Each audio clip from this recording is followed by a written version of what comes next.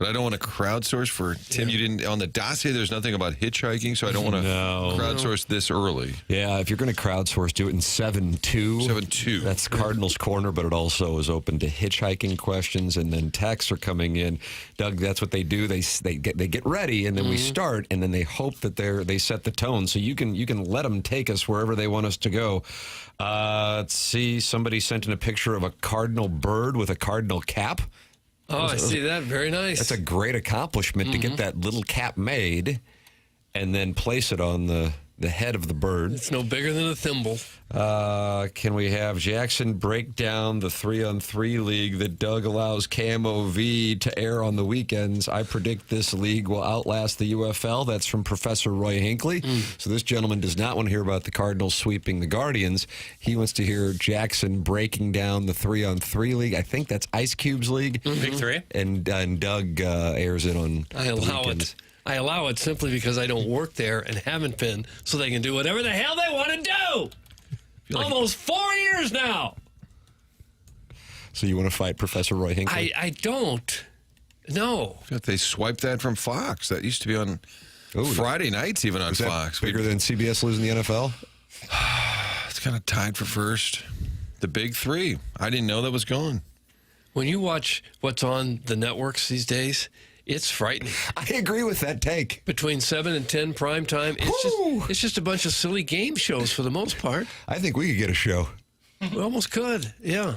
I mean, they have just walked away from the dramas and the sitcoms and left it to the Netflix and the HBOs and those networks. Guess where the Real Housewives of This show has legs. TMA. I think it's why Fox goes all in on sports. Like, what else we're going to do? Yeah, I guess that's it. The networks don't make the money they once did, and so they don't want actors making $5 million an episode. Can't afford that anymore. That's probably got something to do with it. Big Blonde Dan is in the Michelob Ultra YouTube chat. That's youtube.com/TMASTL. Already 100 people have gathered. Boy, they were just waiting for us today. That's what happens when the Cardinals go on a sweep. Yeah, everyone's thrilled. He said, I'm trying to drive and watch Tim. It's so dangerous. Those eyes. Am I right?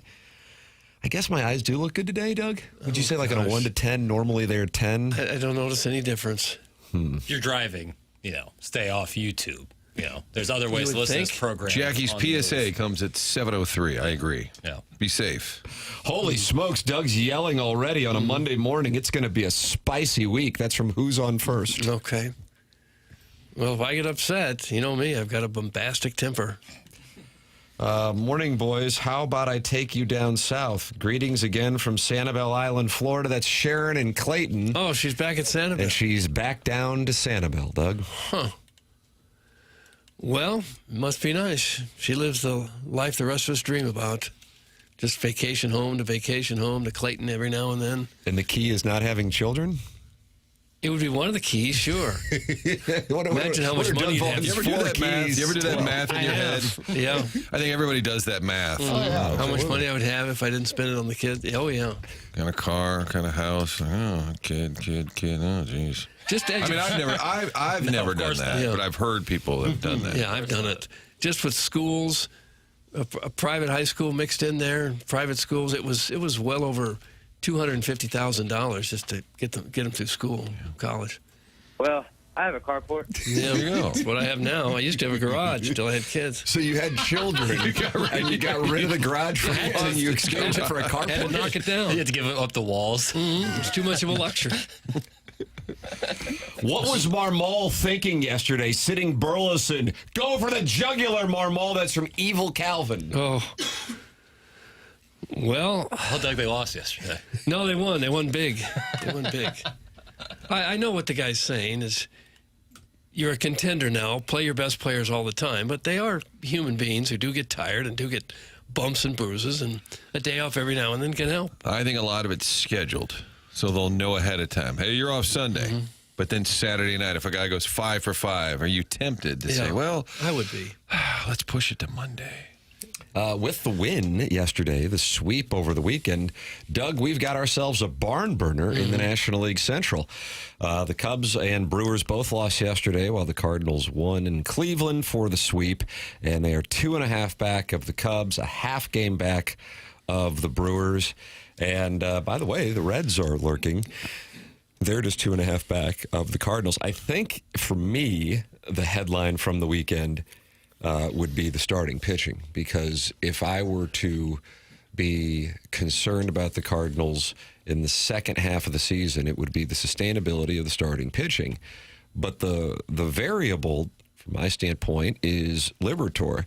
He's so good, and then he had a couple rough starts in June, and then, once again, dealing yesterday. And in both of the recent starts over the past week, he had these defining moments where he had to negotiate a jam. Last week, he was able to get out of it with a key double play, and then yesterday it was the first inning, and he was able to get out of it. And then when he did walk a couple of hitters to start the seventh, Romero comes in there and in 12 pitches gets him out of it, and the Cardinals are able to get huge performances from their starting pitching. The one that was most impressive was Sonny Gray on Friday night. That was a clinic. The Guardians enjoy not hitting. That's what their pastime is? They like to swing at the first pitch, make an out, and then sit their patoot back down on the pine pony. They don't want to waste a lot of time. The game lasted, was it 2 hours and 11 minutes game? A lot of booze. The booze started on Friday, and they carried on throughout the weekend. But I noticed the building was packed. I think they said they had a sellout Friday night. You trying to say they have better fans? Well, I don't know what's going on there, but they don't have as good a team as the Cardinals have, and they had that building filled up all weekend. Sonny Gray, 89 pitches. You just don't see a complete game anymore. You got to swing a lot of first usually pitches. get through 6, and they'll say, well, he did his job. Yeah. About Go to the pen. About 10,000 less seats at Progressive Field compared to Busch Stadium as well. All right. Well, the Cardinals, I'm not sure they've had very many games where they've had 35,000 fans in the stands, even. If you had to Why do win, you hate our fans? I don't hate seriously, our dude. fans. I'm saying something's maybe you there's lose a your line of garage and fire. you get all pissed off. I'd rather I'd take 30,000 of the best fans over 34,000. Here we You go. know, Who couldn't get into the Rock and Roll Hall of Fame and settled for a baseball game right. while on vacation. Tim, it's an NLDS best of 3. Sonny Gray, Liberatore, games 1 and 2. Got a chance? Yeah. I'm saying in all seriousness, if these guys can pitch like this, you got a chance That's correct. to win a short series. That to me is the variable. Gray is more often than not going to pitch quite well for you. The variable is then who follows suit.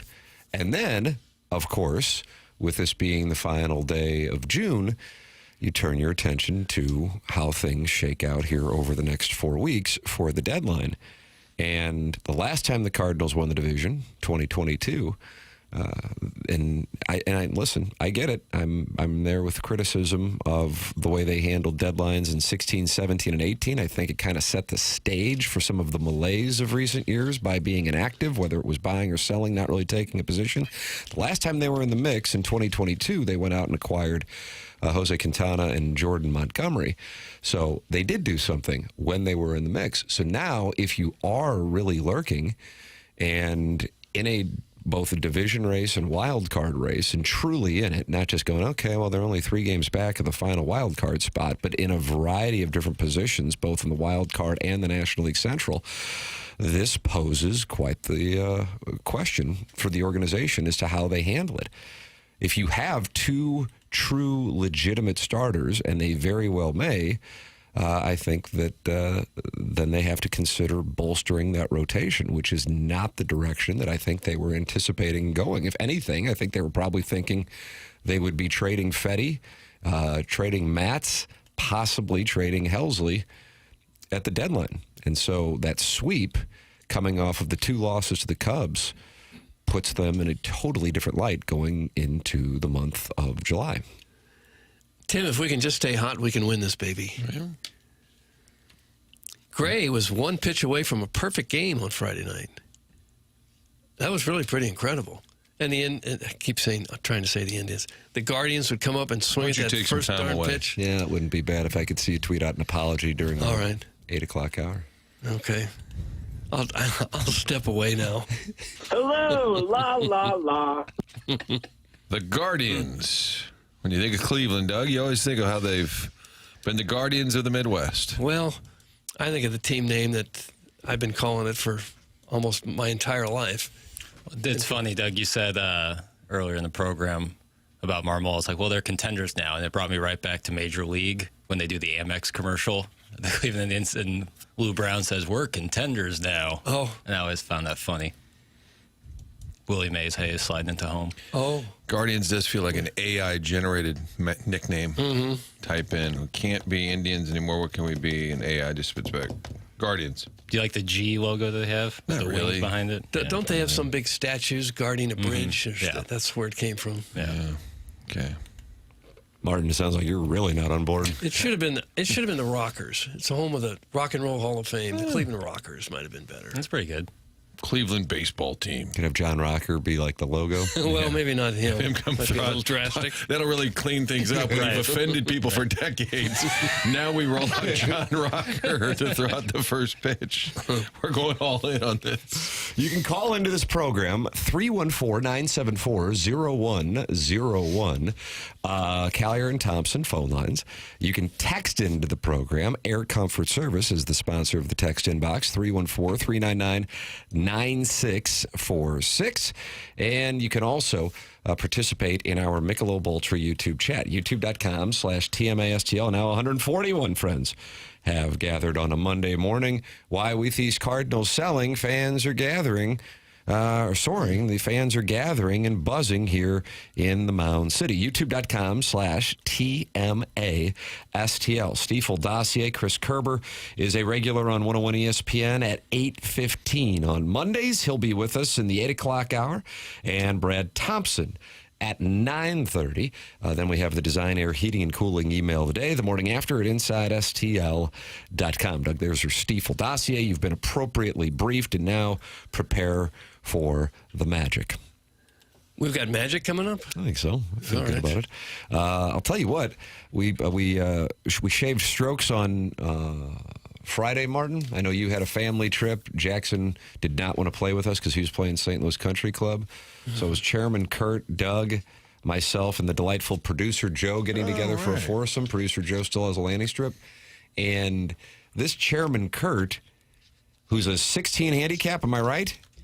16? When I last had an active gin, I think I was a 16. Oh, you're on the Grant now? I'm just handicapless. Handicapless. That was the first round of the season. The man, and I'm not BSing you, I'm telling you this, the man shot even par on the front nine. And it was not.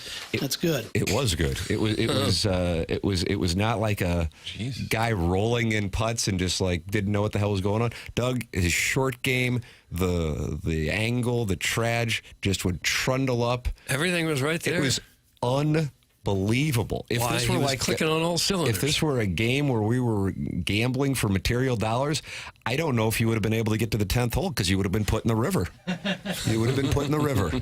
If you show up as a 16 and we're gambling and you shoot even on the front nine, you probably are disposed of in the river. Mm-hmm. Maybe just right to the river to pair, too. You wouldn't even get in the Mississippi or Missouri.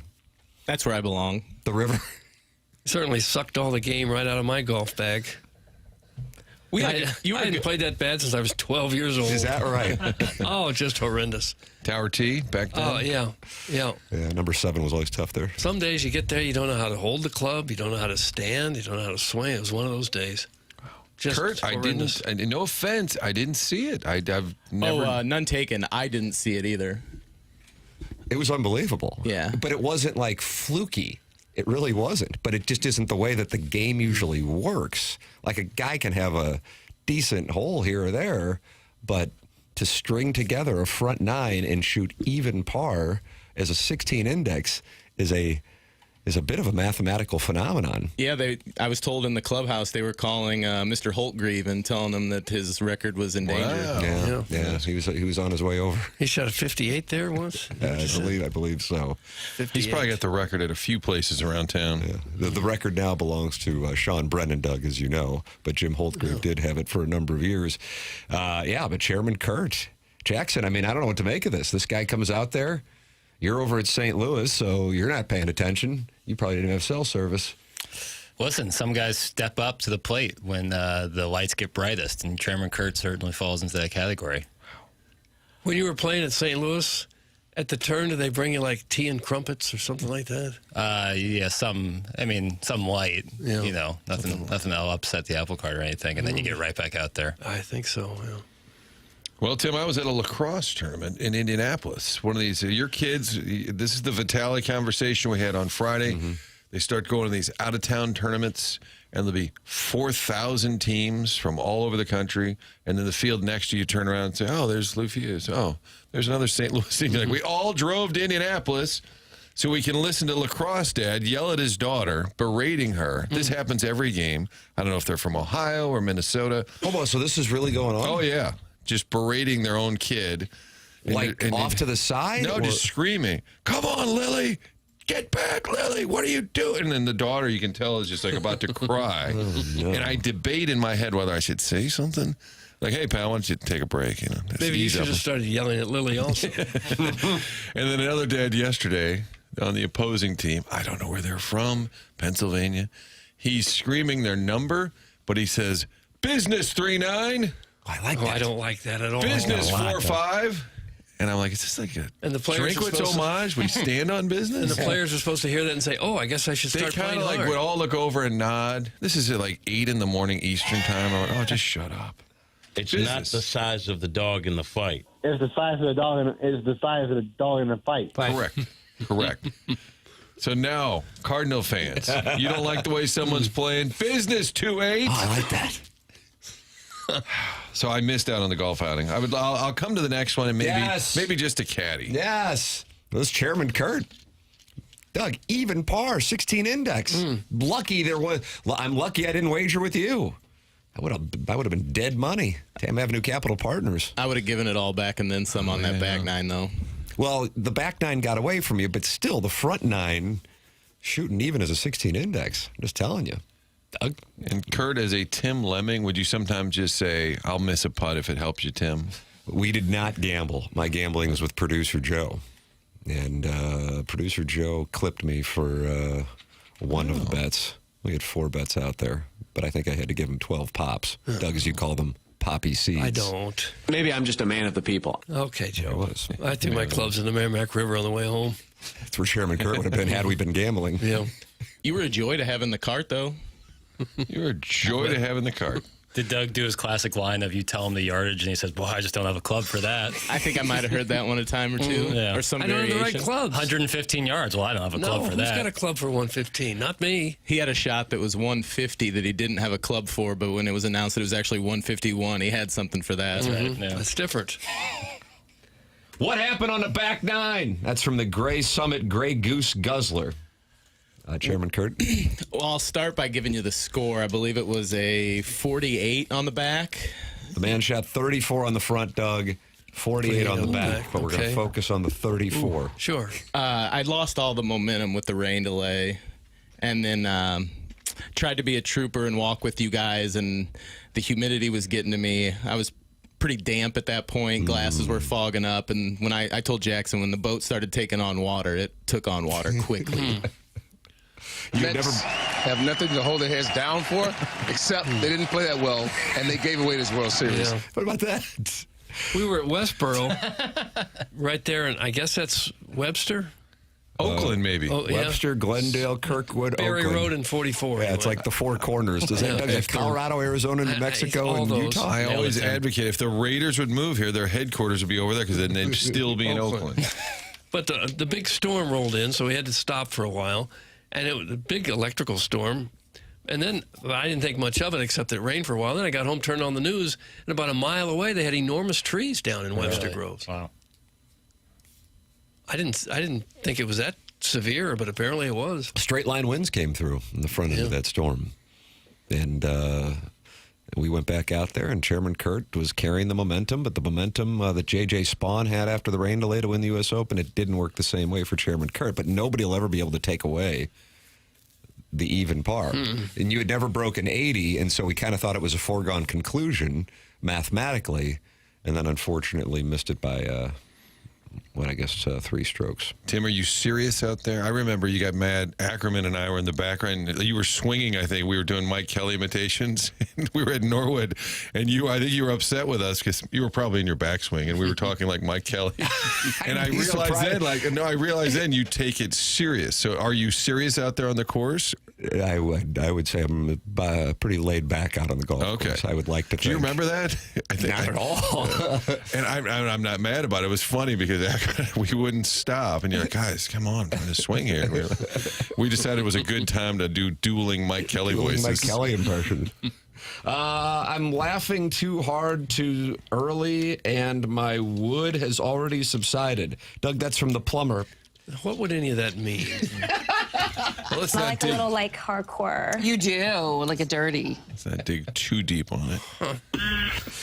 California sober can handle the humidity, regulates body temp. That's from Kevin at the Lake. Tell me again what California That didn't sober make much is. sense. When you stop drinking by You still smoke choice. chronic. At picnics. Oh, okay. Picnics, yeah. Yeah, picnics only. So you stop drinking, but you still smoke chronic at picnics only. What constitutes a picnic?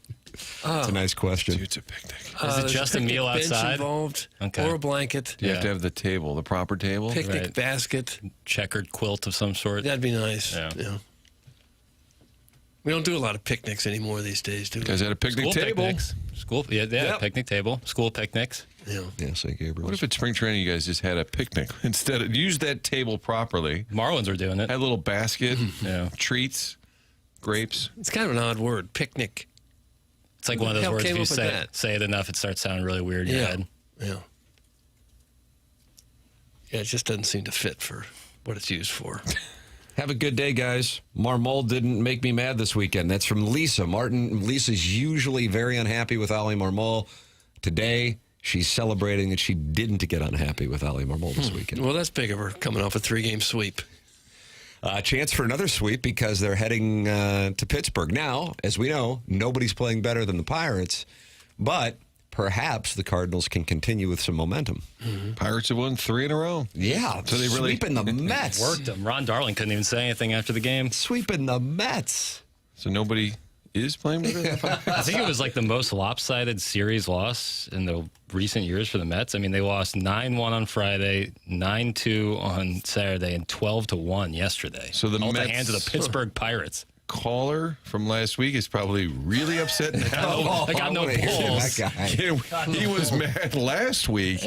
Now what? I do think the skipper at one point muttered something about the Pirates playing great, and we all like, God, they're like 30 under. And Oh, he said nobody's he's playing better than the Pirates right now. We're like, whoa, that's actually not true. I understand they're hurting, their injuries, their pitching staff, but you know what? Then you got to bang it out. You got to hit.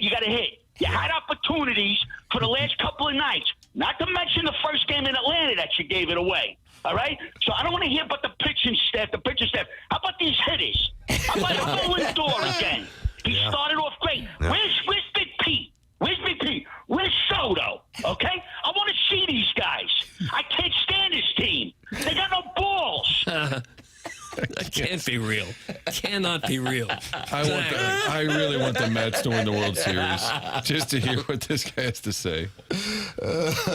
You're welcome to call in and share your thoughts about the Cardinals and their balls. 314-974-0101. You can also text into the Air Comfort Service text inbox 314-399-9646 and gather with other TMA listeners like the Bridgeton Landfill Fume Huffer, J.C. Penney Chat Support, John Scores, MD 2020, Professor Roy Hinckley, and Donna Mallett's Hip Huggers. What? Who is that? Do you remember loading that in, Jackson? She's in there talking about YouTube. She's in there talking about the Drew Carey show, Doug. And she's wearing hip huggers? Yep. So she's in there. You can talk with her. Maybe she'll be on the Real Housewives of TMA. That's youtube.com/TMASTL. Just open up the YouTube app, type in TMASTL, and the next thing you know, you're watching the program and you're talking it over with other listeners. That's brought to you by Michelob Ultra. If it's a Monday morning and you are feeling sluggish, that can be a symptom of low testosterone. Get the levels tested at Mentality. Mentality is a local healthcare facility that specializes in helping men feel and perform their very best, with board-certified physicians providing a full physical consultation and blood panel analysis all during your first visit. Mentality focuses on free testosterone levels, which many doctors overlook, ensuring your treatment is tailored to your body. Your energy can come roaring back, belly fat can burn off with muscle strengthening, and you can feel like yourself again, confident, driven, and ready to tackle life. So, how can you check out Mentality? Go to mentalityhealth.com/radio. That's mentalityhealth.com/radio to find out more information or look for discounts. mentalityhealth.com/radio. The program's called TMA. It's presented by Brown and Crouppen on 101 ESPN and the TMA STL YouTube channel.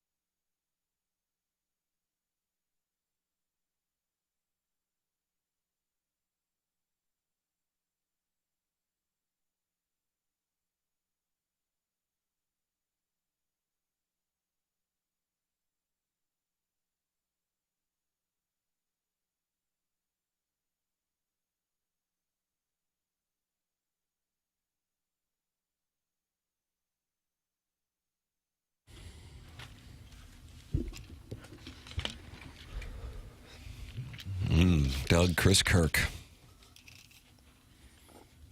Chris Kirk. Yeah, I was going to say that. I mean, Really? there's nothing for Billy Gilman to be unhappy about. No, I wouldn't Minus think so. Chris Kirk missing, 3.5 footer. Just pulled it. Didn't even touch the hole. Was that the third hole of the playoff? I didn't watch it. Nice show prep, ass. Oh.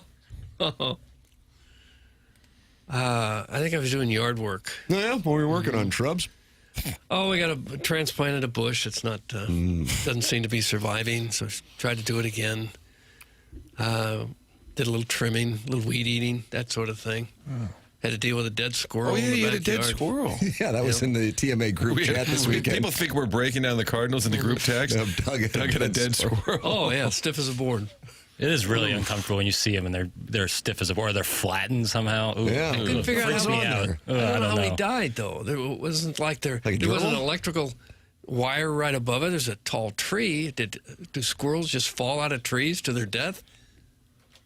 I don't know. They lead kind of a risky life up there, jumping around. I think you could fall at any time. See? I guess. And they're always kind of sprawled out like a body, like a police outline, like the scene of the crime. Yeah.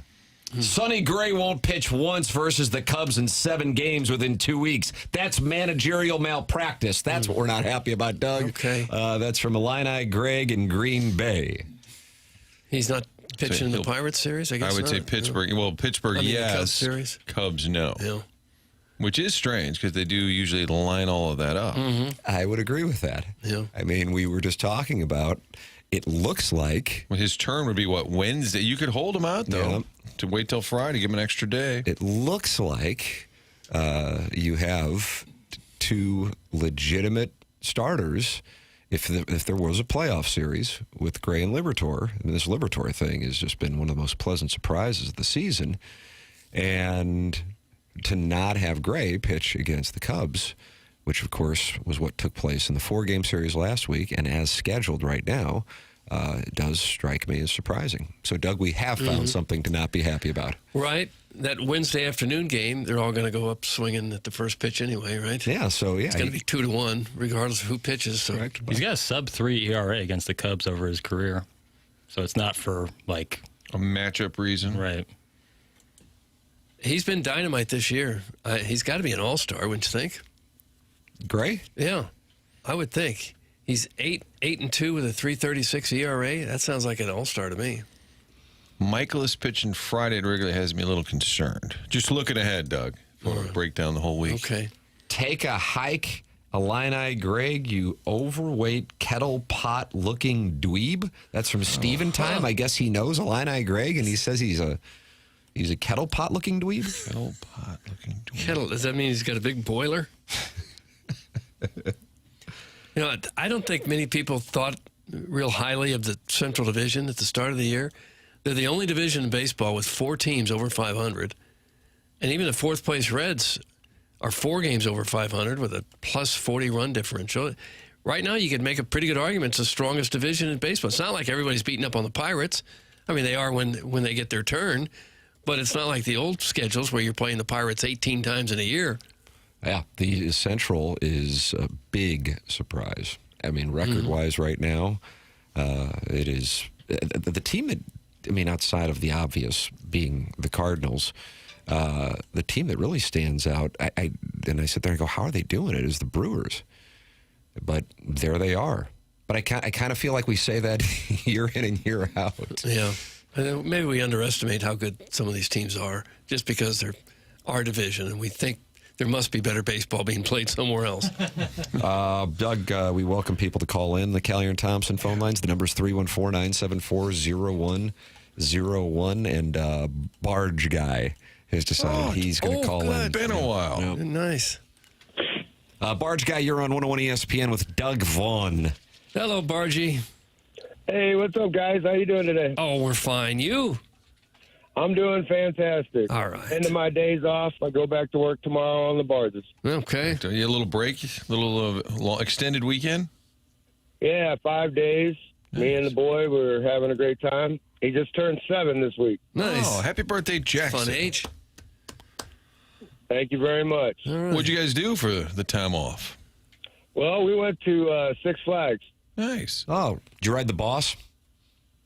We rode everything. The first thing he rode, this is the first year he's old enough to ride everything. He's 48 inches tall, which is why I took him. Feeling. And so he gets...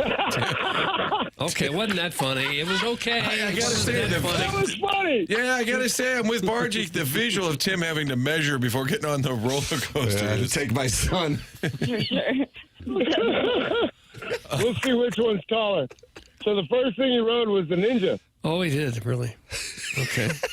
And he's like, no more roller coasters. So he rode the Ninja, and that was enough for him to say, I'm not going on any more roller coasters? We did the old mine train one, too, right after that. That's a nice introduction to roller coasters. That one is, but he wanted to do the Ninja first, and I'm like, okay. So these Cardinals. Yeah, what do you think? Why don't you take the boy down to a game? I took him last year, and we had a great time. He lasted 4 innings before he got bored. Oh, no. Yeah, it's funny. I saw the John Gruden thing on Facebook where he's talking to the team in the clubhouse, and he's got that big, huge chain with the Cardinals thing on it. Right. I bought my son that last year. Oh, did you? I'm like laughing. I couldn't even watch the end of it. Oh, no. John was just, you could tell the guys are like, why is this guy talking to us? Oh. Well, I think my most people opinion. like John Gruden. I love John Gruden. And I love his affiliation with St. Louis and his infatuation and love for the Blues and the Cardinals. Honestly. Okay, That's true. all right. Yeah. True. Have you taught It was just Jackson? kinda fun. Have you taught Jackson how to play darts or pool yet? No, he's not that old yet. Okay. We can't take him to the bars until he's like 12. Yeah. Oh, till 12. Another year or two. Till 12, Doug. All right. It's a dyslexic 21. That's good.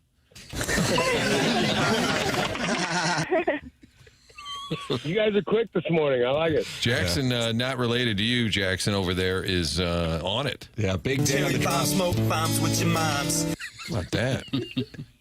You know, I just think this team is young, and this team have been together for a couple years, and they just have no fear. That's really what it is. I mean, you see them, they don't quit. And like you said, I think the pitching is the deciding factor of how far they'll go. But now the bullpen is really coming through and keeping the games. Once we get a lead, they're taking it over. And so I'm hopeful. I've been in St. Louis for 58 years. I've seen everything with the Cardinals, and I definitely think that they have a great chance to surprise people nationally and make a difference for this year. Be kind of nice. Get to the playoffs, Tim, and then they say we have a surprise guest, and it's the Cardinals. And here You did enough to get your right shoulder merit badge. Oh, Joe's not happy. Jeez. I don't know. Barge Guy, thank you so much for the call, and happy birthday. Thank you, guys. Have a great day. All right, then we'll see Barge you. Guy on the Callier and Thompson phone lines. You can join in at 314-974-0101. If you would like to text in, Air Comfort Services, the sponsor of the text inbox, 314-399-9646. And friends have gathered in the Michelob Ultra YouTube chat.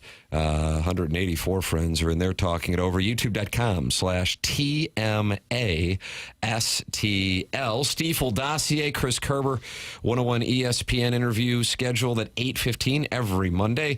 Brad Thompson with us coming up at 9:30. And then we have the Design Air Heating and Cooling email today, the morning after at InsideSTL.com. Segment 7-2 here on TMA is Cardinal Corner. And here is the Cardinal manager on the sweep of the Guardians, but the variety of different ways the Cardinals were able to win these 3 games. If the lever, please pay him. No, 100% on me. Different ways of winning. When you look at the ability to string together hits, we hit some homers, but we also took what was given, and at times that was an extra base. It was hitting it through the 4-hole, taking our singles, keeping the line moving. But then our pitching staff did a really nice job, man. Outside of that 1 inning on Miles, I mean, we threw up a ton of zeros. So a lot to be proud of and excited about in this series, and now we get ready for the next. Yeah, a little knock right there at the end. Base hit to right center. Nice piece of hitting. Yeah, everything went perfectly this weekend. Can't ask for better than that.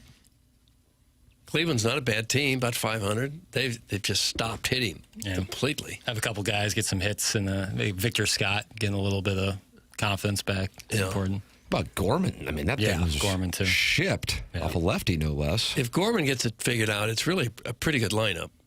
You got really got six hitters homers in the month of June. Up and down, yeah.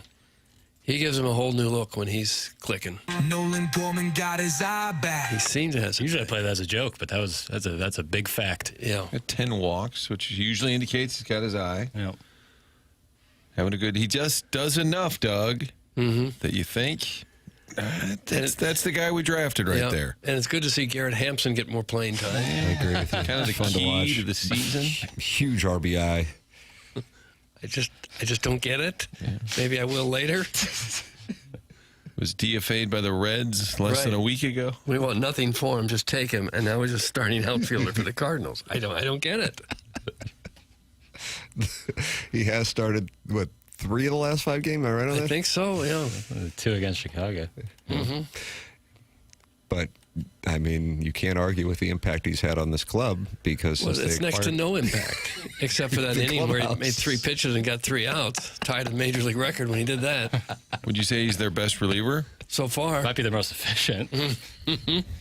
You want quick outs? You put in Hampson. They can't lay off his stuff. If you type Jordan Kyrou's name in a search on the Twitter tweets after you search for Ella Reese, you will see his name all over the Twitter tweets this morning, but you'll see it surrounded by French words. We'll tell you why. Oh, my. Coming up on the other side of the break. This is TMA, and it's presented to you by Brown and Crouppen on 101 ESPN.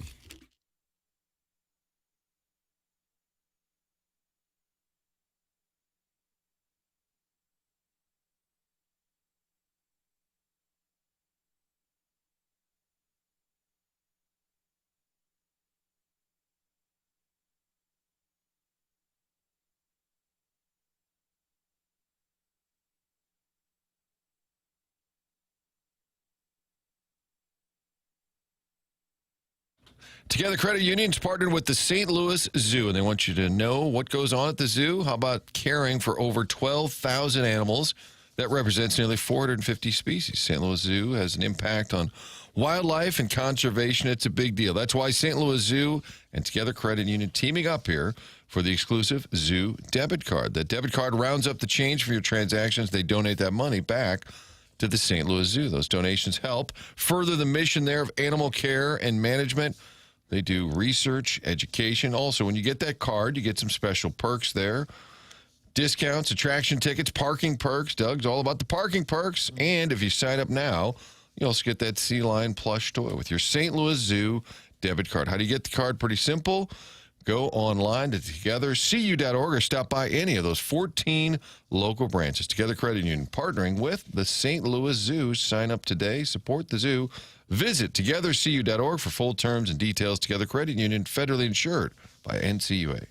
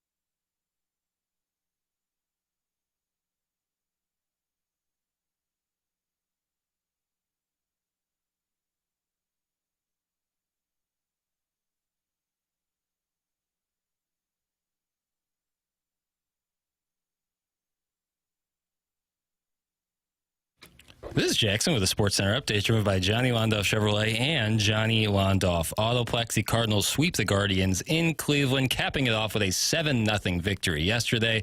Back in action today as the Cardinals try to stay hot against the Pittsburgh Pirates in Pittsburgh. That's going to be a 5:40 p.m. first pitch with Eric Fetty toeing the slab for the Redbirds. That was another Sports Center update driven by Johnny Londoff Chevrolet and Johnny Londoff Autoplex. See them at Londoff.com. Chevy, together we drive. Are you kidding me?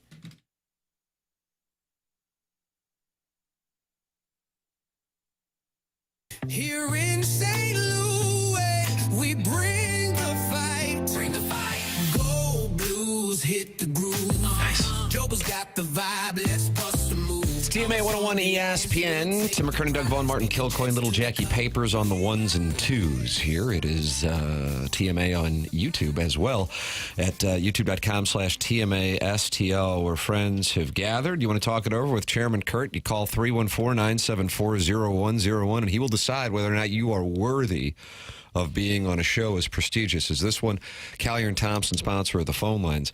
Cardinal discussion in the first two segments. Brad Thompson's on the Stiefel dossier coming up, and we'll have Chris Kerber talking it over regarding both the draft and free agency getting underway. Alex Pietrangelo is going to be out for all of next season with an injury, so Vegas is going to have to negotiate that, might have to navigate potential tampering charges as the Leafs and Golden Knights are going back and forth over the possibility of Marner heading to Vegas, but there will be no Pietrangelo next year as he is out. The Blues, though, the topic over the weekend, and it does not go away because today is the last day that the Blues would be able to trade Jordan Kyrou without him having to give their approval.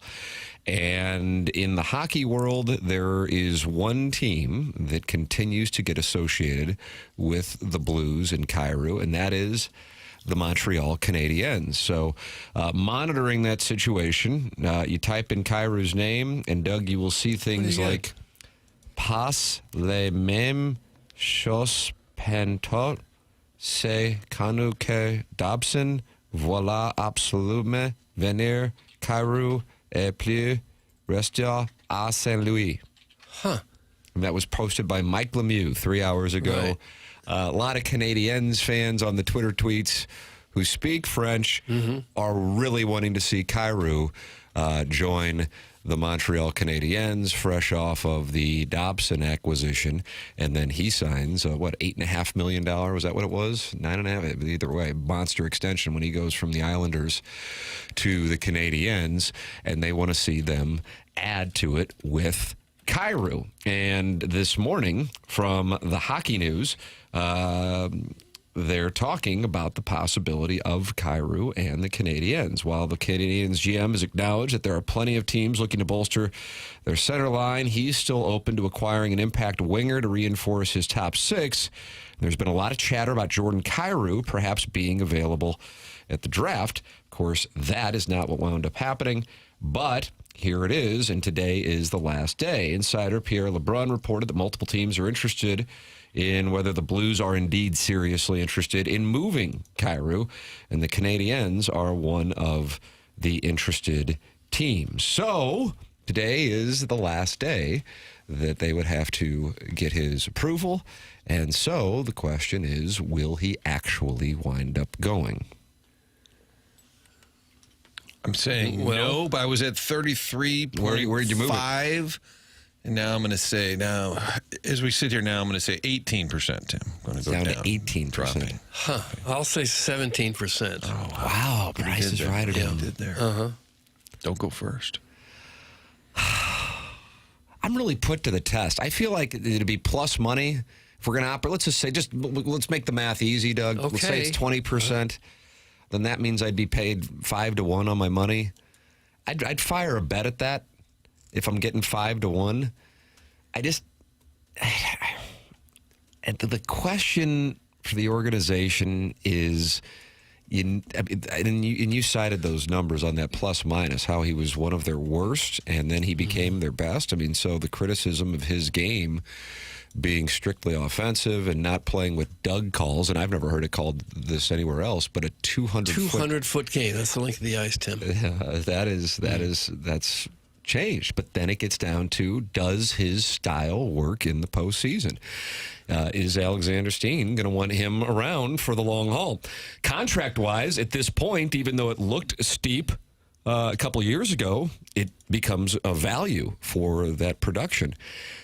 So then it gets down to, I think, when people wonder, why in the hell would the Blues trade him if the new administration that's coming in doesn't view him as a guy that they consider to be a core piece that can help them in the postseason, and they want to be able to free themselves of both that, what they consider a weakness in the postseason, and have some mobility financially to re-sign some players who they're inevitably going to have to re-sign, then perhaps this would be the time to make that move. It would be the last day to do it. So that I think, is what it's about. Because if you just look at it from a straight production standpoint, you keep him, and it's not even a conversation. But I think it's the intangibles that create the conversation that is out there. And it just won't go away. And I think if it would have gone away after Dobson, for example, went to Montreal,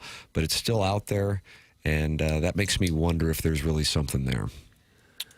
I don't think they'll trade him, because I think as the season went along, it just seemed like the front office got more and more excited about the team that they had put together here. Everybody did, because they started playing so well. And to subtract a piece like that, a guy who scored 30 goals for 3 years in a row, 30 or more, I think that would be a really big risk, that you may not be able to replace that or even come close to replacing that. That's why I think they won't trade him. I was talking to a lacrosse dad this weekend. He said, I heard Vitaly on Friday with you guys. He said, I totally agreed with him. He lost me at the Rudolph analogy, which I understood. Mm-hmm. I said, there's a lot going on.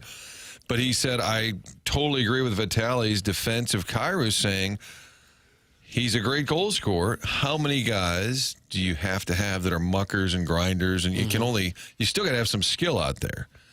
Yes, you want more physical out of all your players in the playoffs. You got to be able to be tough and gritty and grind it out. But when you get to the playoffs, does every single player have to fit that description? If you get somebody that's an elite goal scorer, maybe that's enough. I don't think it will happen, but if it does happen, I think it will be Seattle. Ask Sharon to see if Kyrou's home or not. That's from the self-made stay-at-home Laduma. Home or not. Sharon's down in Sanibel now.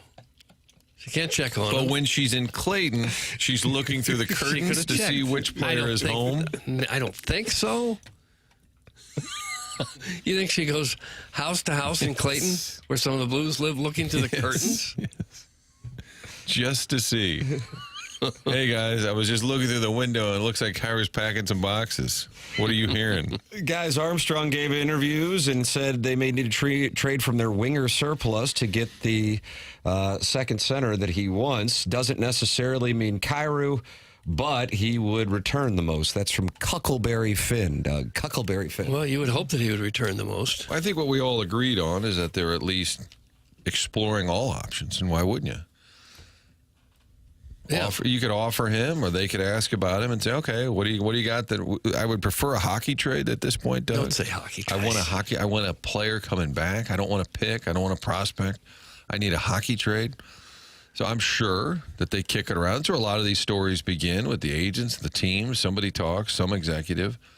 That I'm sure there's been discussion, but ultimately pulling that trigger, that is a big gamble. Chris Kerber is going to join us at 8:15. We'll get his perspective. Doug, you can't win in the playoffs with a guy who is afraid of being physical. It doesn't matter how many goals he scored. He's a liability when things get tight. That's from Steven time. That's not fair at all.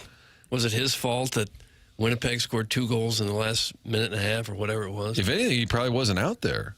Yeah. I think Monty got to the point where, hey, listen, he's probably not one of our better defenders. Late in games, Monty would kind of take him out. Well, if they trade him, they better get a sizable return. This is a guy right smack dab in his prime who's coming off a 36-goal season.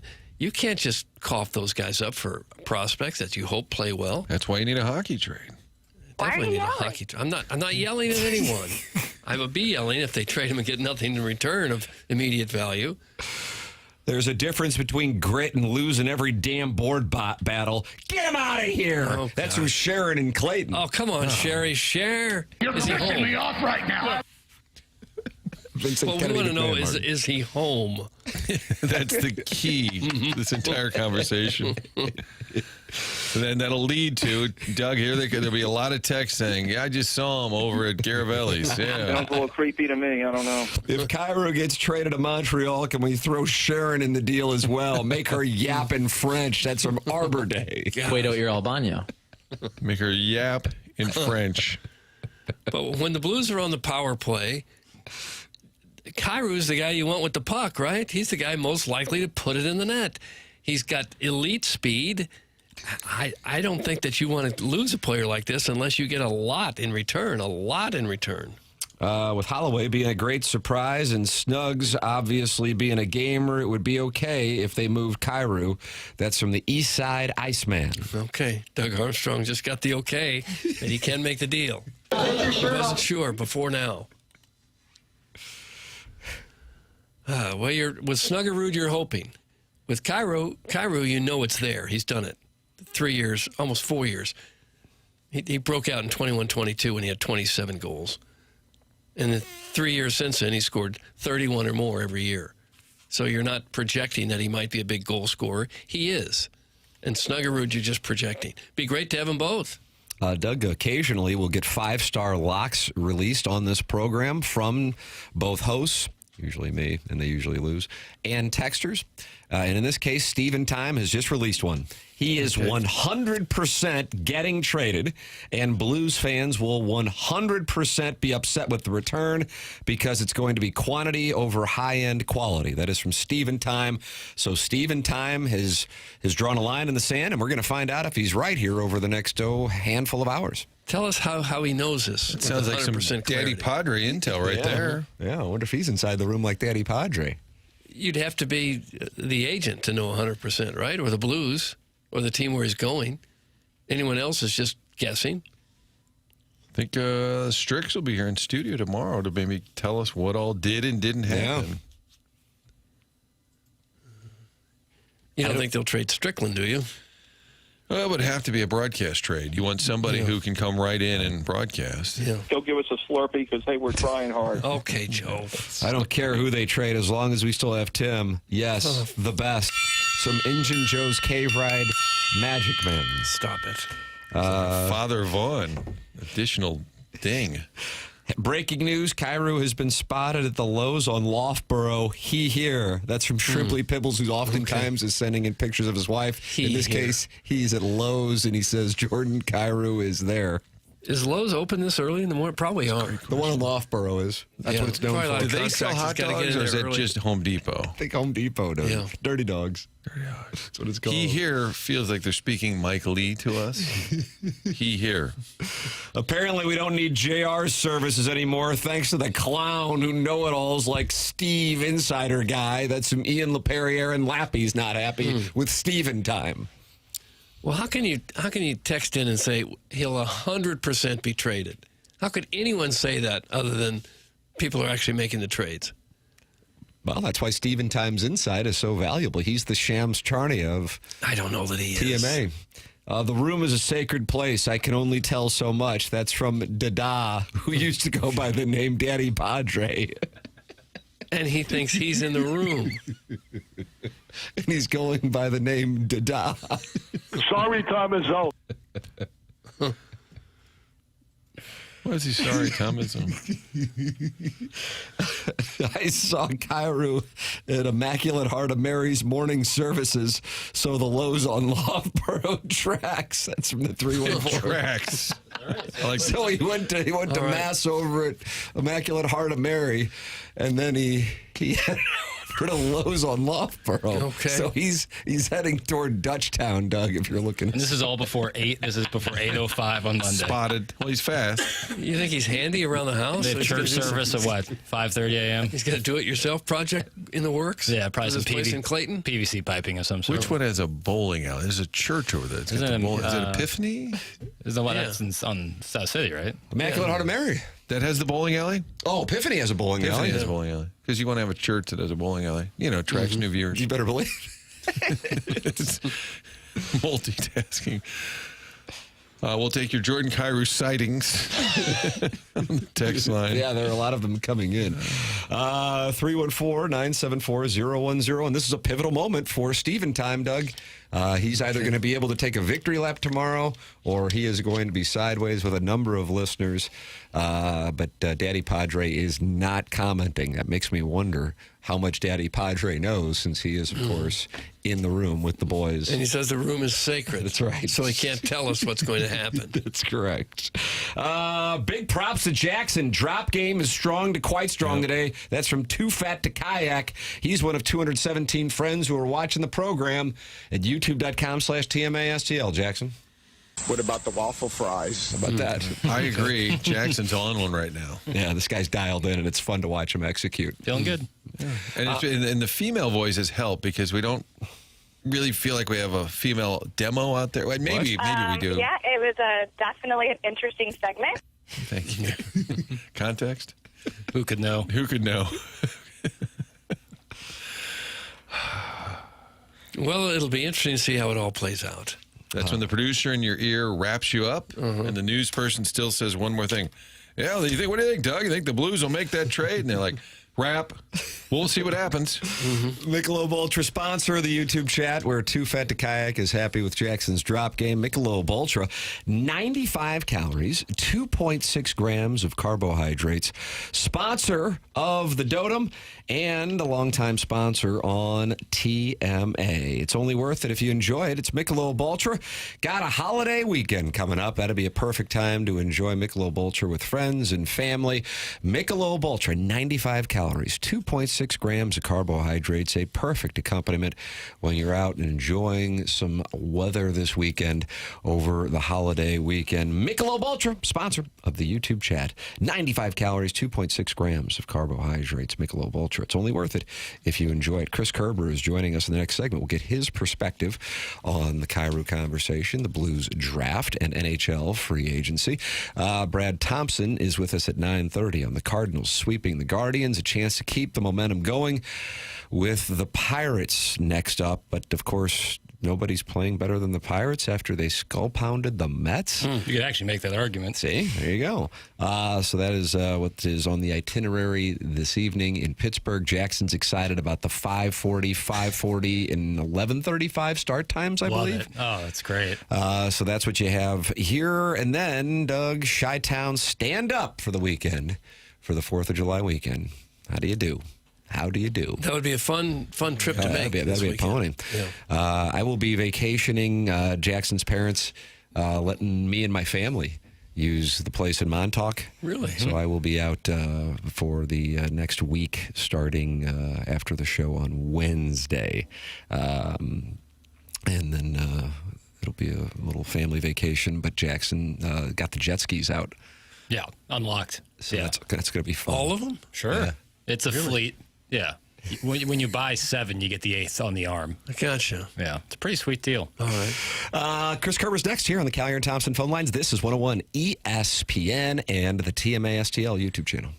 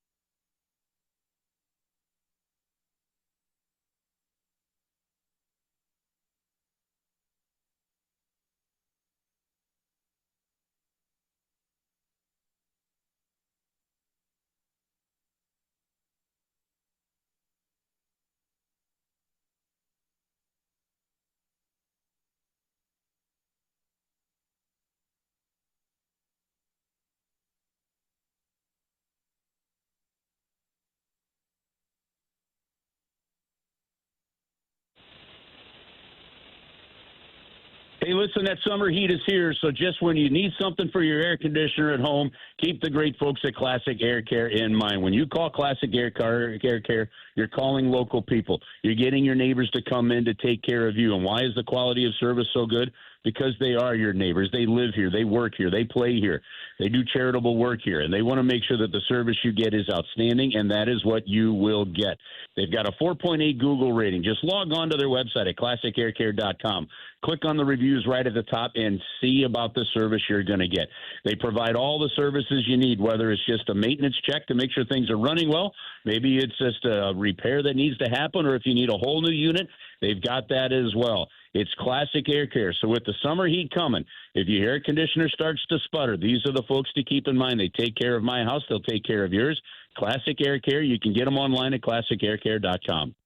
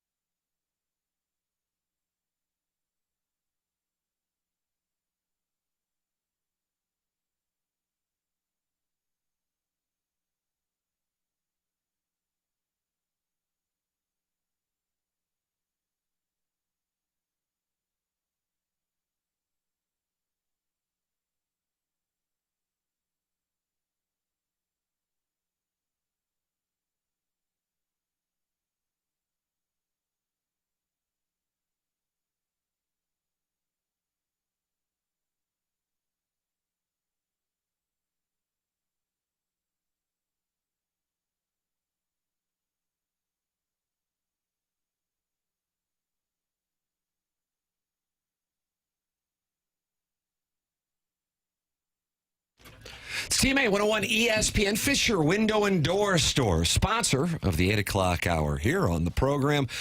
And it is our pleasure to welcome to the Callier and Thompson phone lines the voice of the St. Louis Blues. Doug, look, it's Chris Kerber on the line. Oh, that's great. Hello, Chris. Morning, Doug. How are you? Oh, fine. You? When's the last time somebody called you Chris? I never hear anybody call you Chris.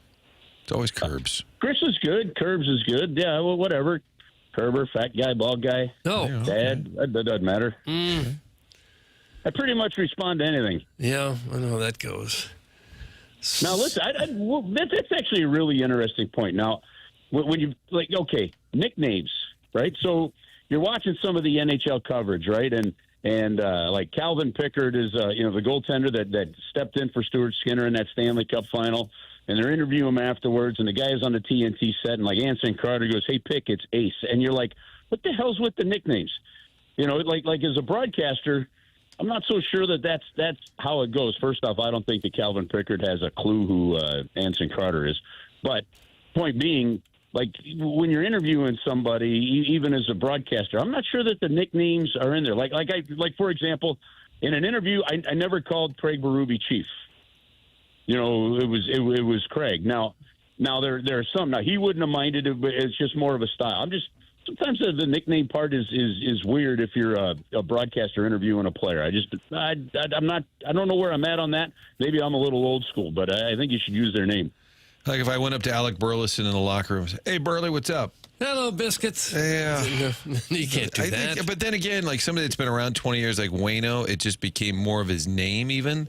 Like if I said Adam, and he probably wouldn't even turn around. But you're right. I think especially if you don't know the person at all. Yeah, that's they don't the know one. You. Yeah, like if you they don't know you. Yeah, if you're doing a Zoom on Friday night with Carbon, and you're like, "Hey, what's up? Curbs here." He'd be like, hello, Curbs." You don't think Seattle media should say, "Hey, big dumper"? No, I don't. Hey, big dumper. No. If I was teaching a broadcast class, I don't know where I'd sit on that one. I think I'd be like, you use the person's name. First thing Doug and I said Friday, hit the old Google machine. The draft pick Carbonneau is not related to Guy Carbonneau. That was everyone's first thought. That's the first thing I did as well before I went on stage at the function there at Enterprise Center. It was once I took a peek at the card as Nikki Glazer was walking up on stage, I did that same thing. I think the Blues are I mean, every single team seems to be real happy with every single player, and every single player picked in the NHL draft has some player that they are comparable to until these guys either make it or they flop, right? And but the one thing that I like about what I've learned about this pick is, one, he's got a real strong attitude, like in terms of, I like to shoot the puck, but I like to shoot it from inside the dots, right? So you know that he likes to go into the quote-unquote tough areas. But the other thing is when you look at where the Blues and how the Blues do their draft and you get a little peek behind the curtain, you know, they had this as a player that could go as high as 13th or 14th, right? And so when he was available at 19, they were really excited. And even like 2 years ago, you know, they felt that Dvorsky could have gone as high as 7. So when he was available at 10, they're really excited about that. And that was one of the reasons Doug Armstrong, I think he said that, I don't know if he said this in his post-draft presser, but he did tell us on the air that night that he did say that had one of the teams just in front of them picked Carbonneau, then the Blues likely would have traded back another 4 or 5 spots. But when Carbonneau was available, they made the decision not to. I like Tom Stillman's theory about recent picks where he said, you know, in the moment, they always say, oh, we got the guy we wanted. But he said if you go back and redraft, like a Robert Thomas went 20th, but if you redid that draft, maybe even a Jake Neighbors, I love looking at it that way. Other news of the weekend, Kerbs, they locked up Joel Hofer. I guess there was never a doubt. And it seems like they've got a pretty clear path here where it's still Bennington's job, but that Hofer is the guy in waiting. I guess it's a little bit of a weird feeling because Bennington's not that old, but it seems like the whole franchise kind of knows what the plan is. Well, it is an interesting one because you have now both Hofer and Bennington with the same term remaining on their contracts. They both have 2 years left. Bennington still is clearly the number one, you know, but let's face it, if a guy gets banged up, if a guy gets hurt, you're really happy with where he is. You know, they're still, you know, bringing along, you know, guys like Colton Ellis in the minor leagues and they like him, but he's not ready to kind of be a full-time backup in the National Hockey League or a full-time NHL goaltender. So this gives some leeway. This gives some freedom to Hofer. If the Blues decide that, hey, we are going to still stick with Jordan Bennington and extend him after this current deal, then that gives them the chance to move Jordan, you know, or I'm sorry, to move Joel or to make some decisions there. So there's flexibility built into this thing. But look, the one thing that the Blues have been set on now for a few years is goaltending. To have both of these goaltenders and the quality they have locked up for right at $10 million, and considering somebody like Bobrovsky's getting paid $10 million, right? Or Montreal wasted all that money on Carey Price at $10 million all those years, right? The Blues have done a terrific job of getting their goaltending and keeping it set for a while. We've been kicking around the possibility of a Jordan Kyrou trade. What are your thoughts on that? Do you think they'll keep him or maybe deal him? You know what? I don't know. I do think that I think the trade clause scenario is an interesting one on that one because after today, basically, Jordan controls all the cards in terms of being able to waive or not waive a movement to another team. But the Blues have to find a way still to improve this roster. And philosophically, you can argue whether or not moving somebody like Jordan improves your roster. As Doug Armstrong said, they're really strong on the wing. They've got a lot of wingers. They'd like to find a centerman. You know, what are the pieces that you could move to find a centerman? They've got, you know, some veteran depth defensively they could look at moving. They've got, you know, obviously Jordan, and not just Jordan, any one of the guys, I guess, for that matter. So the challenge the real challenge here, guys, is I know this has been rumored for a while, but the flip side is you're potentially talking about trading a guy that has 70-plus points 3 out of the last 4 years, at 67 points 2 years ago, had a slow start. Otherwise, he's at 70 points there. So, you know, potentially 4 straight seasons of 70 points is something the Blues have not had a lot of, Tarasenko being the most recent, and then a long time back before that. And also, he's been your leading goal scorer for 3 years. So, you know, that's not so much an easy thing. Now, he's been a lightning rod for so many, you know, reasons for fans, some earned, some not. But again, as a 27-year-old player still growing, you're really moving into your prime right now. So it's not as easy as, if there's a deal, make it, and you trade him because of a trade clause. This is a highly skilled offensive player that you found in the second round. That, again, if you were to go back and redraft that draft, you'd be putting Jordan Kyrou pretty high up in the first round. Chris Kerber, our guest here on TMA, is with us on Mondays at 8:15, joining us on the Callier and Thompson phone lines. So when you lay out what you just laid out regarding Kyrou, Kerbs, I'm sure plenty of fans who are in awe, I think, that this is even being talked about, would wonder why the Blues would do it. Of course, the no-trade clause kicks in for Kyrou starting tomorrow, so that's the reason for the timeliness of the topic. But in general, just for the purpose of seeing it from the other side, why would the Blues do it? Well, another way, I guess, of looking at that is if you look at where the Blues are roster-wise and what they're trying to do. There's a lot of teams out there, Buffalo Sabres, Anaheim Ducks, Philadelphia Flyers, that have not made the playoffs in a while, that are trying to get back into the fold, the San Jose Sharks. And you can keep making that list, right? Well, look at what Doug Armstrong has really been pretty adamant that he's looking for, right? He's looking for players to fit a certain age group, in that age of, 22 to 27, somewhere in there. Young people that can impact the roster. Everybody seems to be looking for that second or third line depth, that they could use. Well, how are you going to get that? The only way you're going to get that now, if you're not doing it via the draft, and that's a hockey trade. Okay, that's the Eric Johnson for Kevin Shattenkirk and Chris Stewart kind of trade. Okay, it's a trade of Berglund and Sobotka and Tage Thompson for Ryan O'Reilly. It's a hockey trade, and if you're the St. Louis Blues, you go through the roster. Either one, you're trading some prospects that are waiting to prove themselves, right? Or the hockey trade part is you're trading a guy that's proven what he can do and how he can do it, right? So because teams have seen now pretty consistently that Jordan Kyrou is a 30-plus goal scorer and a 70-point player, there's some real value. There's some real intrigue. There's some real interest in this guy.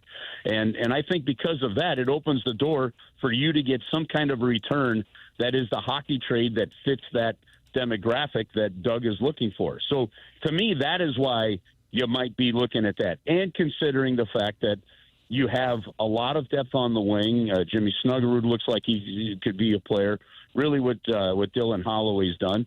So it might be the biggest piece you have from a proven standpoint to actually improve your roster that way. So that would be part of the thought process, I guess, if you're saying, well, why would you consider it? And certainly his value has probably never been higher than it is right now. No, and keep this in mind. You're not even close to considering this if you didn't see maybe what you saw from Jimmy Snuggerud and he doesn't look ready. You're not even consider you're not even thinking about this if Dylan Holloway doesn't have the season that he has. If you didn't see the growth from Zachary Bolduc last year. Right now, Snuggerud, Bolduc, some of those guys, they still have to prove themselves. They haven't done what Jordan's done, and that's something to keep in mind. But the reality of it is you've got 5 years left, counting this upcoming season, of a very team-favorable contract for a highly skilled player. And so, you can make the case of both arguments. Then why would you move him, number one, or how could you move him? And honestly, it just comes down to if there's a deal out there that makes the St. Louis Blues better, as cliche as that is from a GM standpoint, then you look at it. If not, you're perfectly happy keeping a terrific hockey player. And if they don't make any major moves, don't pull off any trades, free agent market's not that appealing after Marner, where do you think the improvement is? You don't have to sell anything to your fans because it was an exciting second half. People are revved up, I think, about what's going on. But how does the team take that next step if they don't make any major moves? Well, Martin, that comes from within. Okay, that's going to come from continued growth. Okay, your biggest move might have been Jim Montgomery, right? And then you saw what he did. So now you're talking a full season with him where he's got the summer. He's got all of training camp to get everything ready that he wants to do. The reality of it is, guys, is if you have if their penalty killing jumps into the top 10 for the whole season, right, and you somehow over the course of a season shave your goals against by a half a goal a game, that saves you 40 goals. if you have the same offense but you're 40 goals better defensively, holy smokes, are you really, really good, right?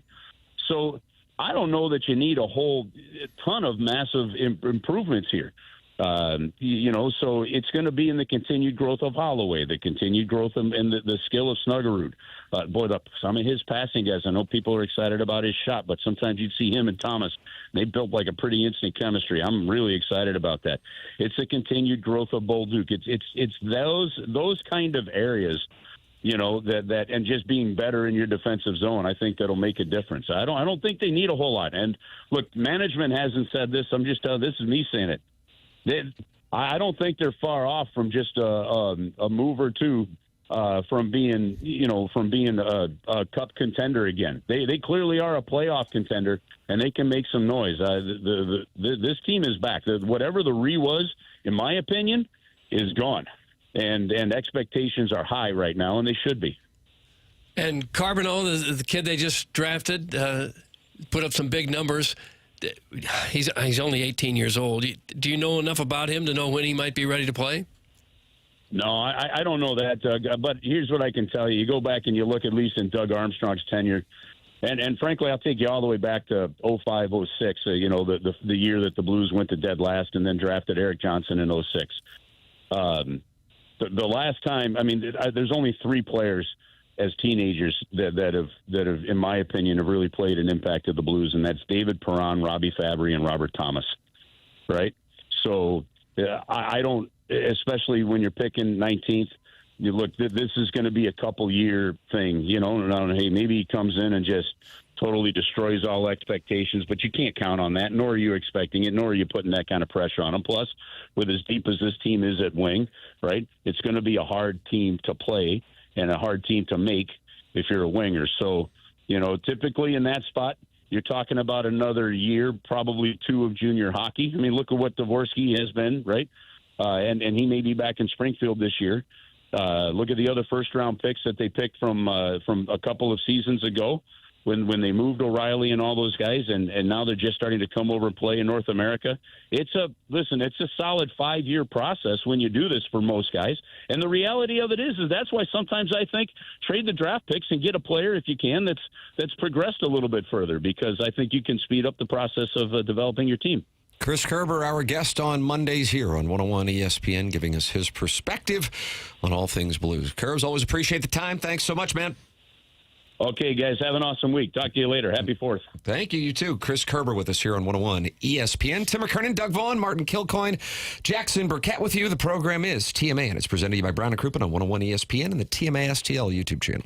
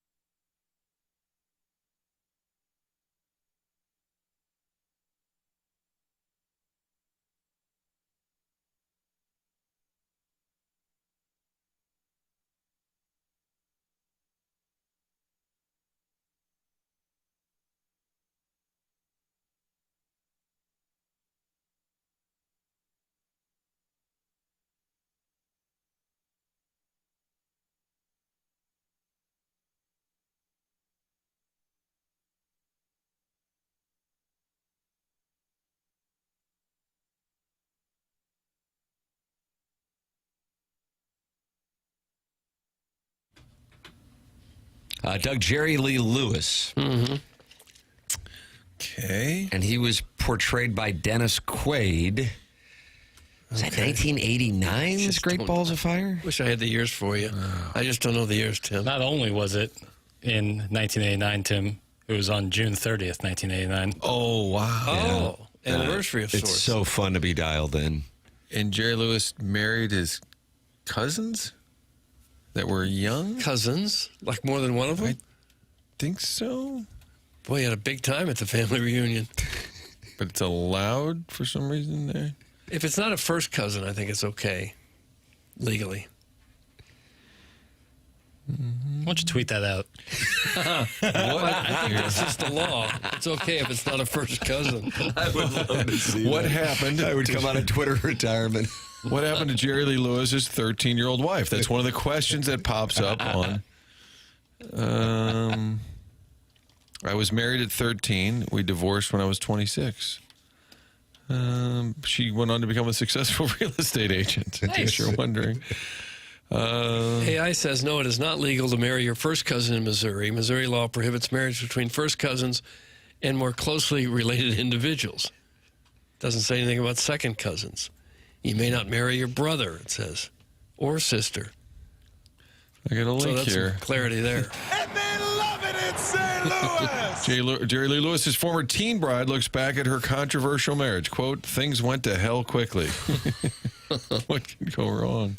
It's TMA 101 ESPN Fisher Window and Door Store, sponsor of our 8 o'clock hour. Chris Kerber with us in the previous segment, giving us his perspective on the Kyrou discussion that still is there today, the last day for the Blues to move him without his approval. Then his no-trade clause kicks in starting tomorrow. And Cardinal conversation with Brad Thompson. That's coming your way at 9:30 on our Stiefel dossier. Victor Scott, Doug, and you describe him as Youngry. Yeah, well, he described himself that way, too. And the Youngry Birds get the sweep in Cleveland. Victor Scott talking about the comeback that they had on Saturday, which may have been the most impressive as far as a game that looked like they weren't going to have a shot, and then they were able to come back. He had the Gray pitching performance on Friday night, which was absurdly good. Liberatore yesterday, but they had to come back on Saturday. Here's Victor Scott, who had a big 2-run home run yesterday, talking about the comeback Saturday. You guys were down 6-1, but you never go quietly. What's the key to being able to fight back like that? I mean, I feel like it just comes down to being relentless, not giving away at bats. I mean, we try our best to come to the ballpark every day to have that mindset, so I feel like we executed it today. You had a 2-run double in the 6th that tied the ball game. Facing a lefty, you jump on the first pitch slider. Take me through that. I mean, just being ready for first pitch strike. I mean, I kind of know what the situation is there, so just trying to be ready for to deliver. There's his base hit. Cat talking it over with Victor Scott following the comeback win on Saturday. Yeah, that was a big one. Get guys like him and Gorman rolling, then you really got a ball club. Yeah, then you got hitters. You have to wait on the catcher down the catching court. spot. Goose died right after he played this song on the piano, and it's also probably why Kelly McGillis didn't age well after the film either. That's from Carlos Spicy Wiener. So he's condemning Jackson playing Great Balls of Fire because of the passing of Anthony Edwards' character Goose, and then also Kelly McGillis. But then they brought it back in Top Gun Maverick. They had Miles Teller. Spoiler alert! They had Miles Teller playing Rooster, son of Goose. But Kelly McGillis got replaced by Jennifer Connelly. Yeah. Either way, he does the Great Balls of Fire piano scene, and it's electric. Oh, is it? Oh, yeah. I think a lot of people fell in love with Miles Teller that day. Clip that off. I, of course, fell in love with him years ago in Whiplash. Oh, for heaven's sakes. This guy knows film. That's why I bought into goodorbad.com. Well, it hadn't made any money. Do you rush or drag, Doug? Am I what now? Yep. You stepped in what?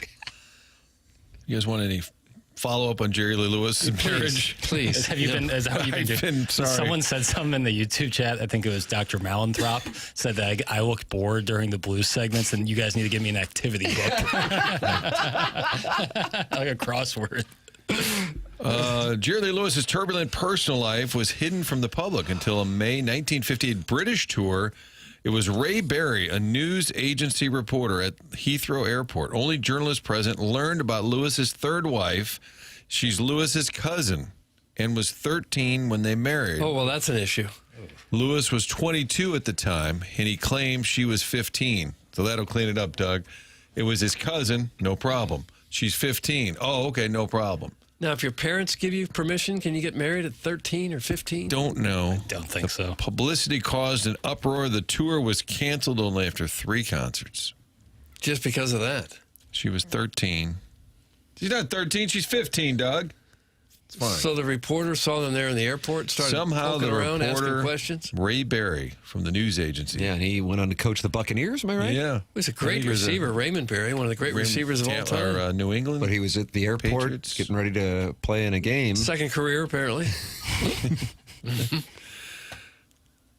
Now, he was considered one of the all-time greats until the game changed and they started throwing the ball every other down. And his stats kind of don't play well today, but back in the day, he was among the all-timers. This is this show, man. Now we're talking about Ray Berry. And it's my fault. Raymond It's Berry. totally my fault. Now I'm starting to picture, I'm picturing old Patriots coaches. Uh-huh. There was Chuck Well, they didn't make the Fairbanks. money they make now, and so sometimes they had to take jobs And as you think, newspaper you reporters. think the news guy that broke the story about Jerry Lewis is also the Patriots? Absolutely. How many Ray Berrys are there? Okay, there you go. It's decided. J.K. Simmons was the star of Whiplash, Jackson. Jesus. That's from Doug's prison wallet. I think it's crazy considering he won Best Supporting Actor at the Oscars that year. No. Well, then he wasn't the star. He was just the... He was the supporting Miles Teller, the main that's character. Nice. Nice to settle that. He certainly stood out. Did he? But Miles Teller was also awesome. Okay. Raymond Berry's still alive. Is he really? How 92. old? Oh, my. Yeah. Great hands. Maverick is one of the most overrated movies of all time. Couldn't dial up the cornball anymore. Awful. Sharon and Clayton currently vacationing in Sanibel. It's a little aggressive. I don't hate the take. Wow. I thought people were like, oh my God, movies are back. I was like, why? We just redid the exact same thing that Top Gun was and blew the dust off that 30 years later. Somebody actually thought movies are back? Well, it was post-pandemic stuff. Oh. It was a lot of praise towards TC. And you thought the cornball had been dialed up? A little. I mean, it's Top Gun. What are you going to do? I enjoyed it. Is the new Mission Impossible out? Oh, yeah. It's apparently the last one. Is it a hit? Believe it when I see it. Monster hit? It's probably making good money, if I had to guess. TC? Do you not go to those? I'm not a big Mission Impossible guy. Okay. Not really my thing. Why do you hate the theater itself? I also not cinema, but the theater, the physical building. It's my favorite thing. Okay. Love seeing movies in a theater, but I usually when a movie gets to 10 in a franchise, it was a little steam with me. When do you drop off? 6? It's like, oh my God, we're making the 10th one or 9th, whatever it is. 282 friends have gathered in the Michelob Ultra YouTube chat, and they're talking it over. YouTube.com/TMS. You'll get in there, and you can talk to Jake in St. Genevieve, Jackson's Thought Experiment, MD 2020, and Adam Welly is in there talking it over, too. YouTube.com/TMASTL. It's presented to you by Michelob Ultra. The show is presented to you by Brown and Crouppen. Online at brownandcrouppen.com, 314-222-2222. If you are in need of a personal injury attorney, you want somebody who is local, somebody who knows the local legal environment, and that is Brown and Crouppen. Terry Crouppen, Andy Crouppen, and Ed Herman, and their incredible staff right there at their brand new offices down on the hill will take great care of you. They've been the title sponsor of TMA now for a couple of years, and we ask that you support the sponsors. If you are considering getting a personal injury attorney, we recommend Brown and Crouppen online at brownandcrouppen.com or by calling 314-222-2222. It's Brown and Crouppen in St. Louis since their founding in 1979. Remember, the choice of an attorney is an important decision and should not be based solely on advertisements. We talked about the Cardinals and where things stand with the deadline, but the offseason is something that I'll be intrigued on, and that's because the work stoppage that could be lurking following the 2026 season. Rob Manfred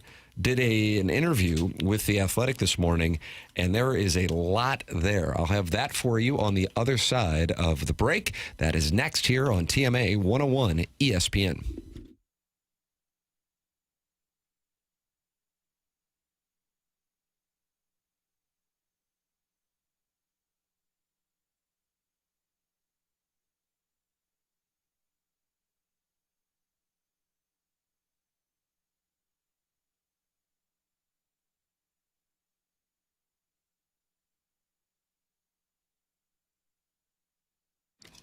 If you get ready to load up for the 4th of July, stop by your neighborhood Schnucks. Love that butcher department there. They're always friendly, helpful. You got a couple ideas, just throw it at them. They'll help you. You're going to save some money when you're shopping there. All those items that have been reduced, you'll see the digital shelf tags reminding you you're saving money when you're shopping at Schnucks. They're doing their best to help you out with the price of groceries these days. In addition to that, make sure you've got the rewards app downloaded. Sign in every time you go. They'll let you know things that you often buy, if they're even priced for less. They'll let you know right there with your shopping habits. And then when you check out, it'll let you know what your balance is. You can apply it towards your groceries. You're adding that up every time you shop. So loading up for the 4th of July, do it at the neighborhood friendly Schnucks. Always saving you money. It's daily rewards available. They also can use the app for pickup, delivery, curbside, all of it with that great app. Whether you want to have the groceries delivered, ready for you. So much convenience at the neighborhood Schnucks. Load up for the 4th at Schnucks.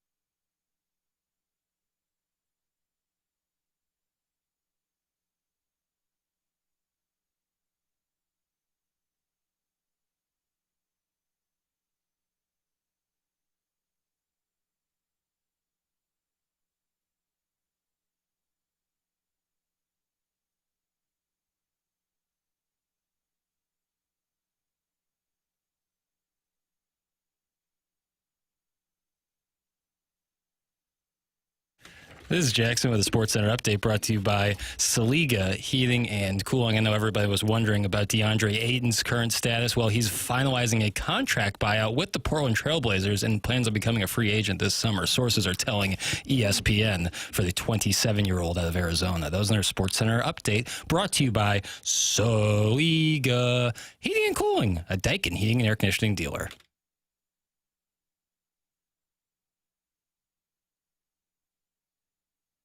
Firecrackers bursting, fireworks going off tonight. It's TMA 101 ESPN, 4th of July week, and Jackson's playing 4th of July songs all day. That's right.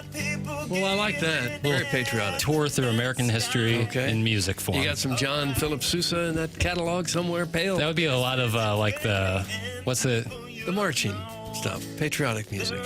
Right, but like, give me one of his selections. Stars and Stripes Forever, maybe? Yeah, that's it. Yeah. Yeah, Phil. You're a grand old flag. Yeah, Ethel Merman's version of that is sick. Oh, All right, God. fire up some Ethel Merman. Yeah. Is that the oldest lady name of all time? Ethel? Ethel Merman. Probably. She couldn't do much about the Merman part. Sure. Ethel Merman will join us coming up as a 'cause surprise guest. nobody in Hollywood has a stage name. No. It's TMA 101 ESPN, Fisher Window and Door Store, 8 o'clock hour. Brad Thompson joining us at 9:30 to talk about the Cardinals sweep over the weekend. Now 2.5 games back of the Cubs as they bounce back following the 2 losses to the Cubs after getting the first 2 in that 4-game series by sweeping the Guardians. Sonny Gray and Matthew Liberatore clinic, and then the Cardinals coming back on Saturday. Nolan Gorman with a shot along with Victor Scott. And, of course, Garrett Hampson, Doug, getting things going with an RBI as well. And the market continues to buzz about that. But enjoy it while you can, because I think within a year and a half we will be staring down the barrel of a lockout. Tony Clark and Rob Manfred are going at each other this morning in The Athletic. Rob Manfred and Clark talking it over with Martin. Do you say Evan Drellich or Evan Drellick? It puts me to the test every time, and I'm still not home. I'm on it. I'm going to go with the itch. All right, Evan Drellich. Writes a lot about MLB. And he's writing about what I think is going to be a significant work stoppage, because I think Manfred's going to go for the salary cap. And for baseball players, and in particular the player union, that is the original sin. That you cannot talk about that with the players union. It's a deal killer. It's a non-starter. But Manfred laying out his case, and then Tony Clark going up against that case. This is what he said. Manfred rails against the lack of a deadline in free agency. He tells players their salaries should be growing faster. And he says they should be $2 billion richer had they decided to equally split the game's revenues with owners some 20-plus years ago.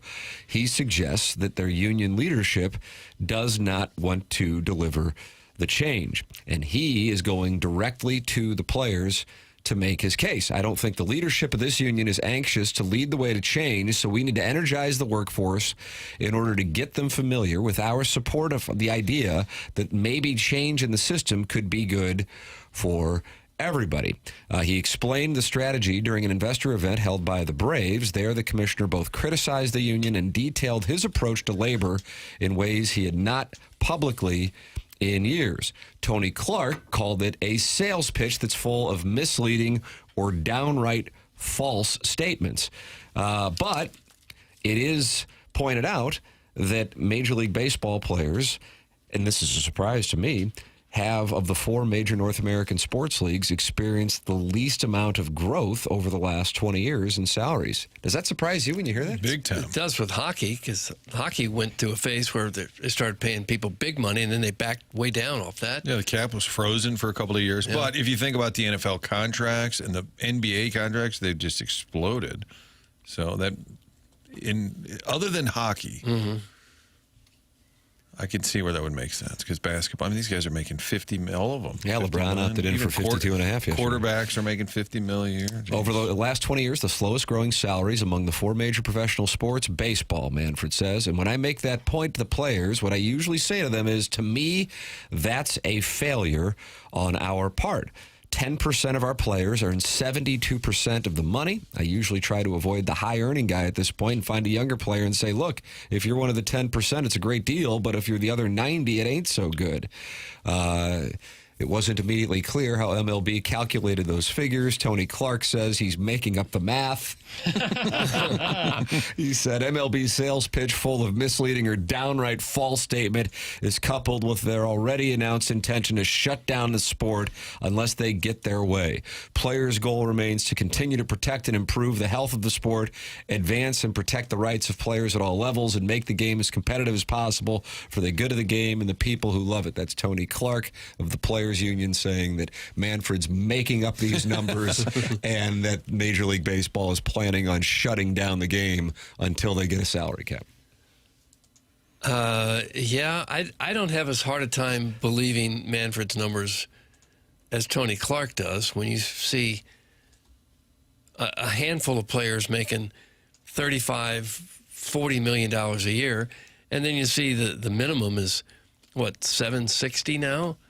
And Cardinals have several of those guys. Even Nolan Gorman's only making $782 this year. While they've got, Arenado at $32 million, Gray at $25 million. So it does, it's kind of a pyramid shape, and the pyramid gets pretty small there at the top. It's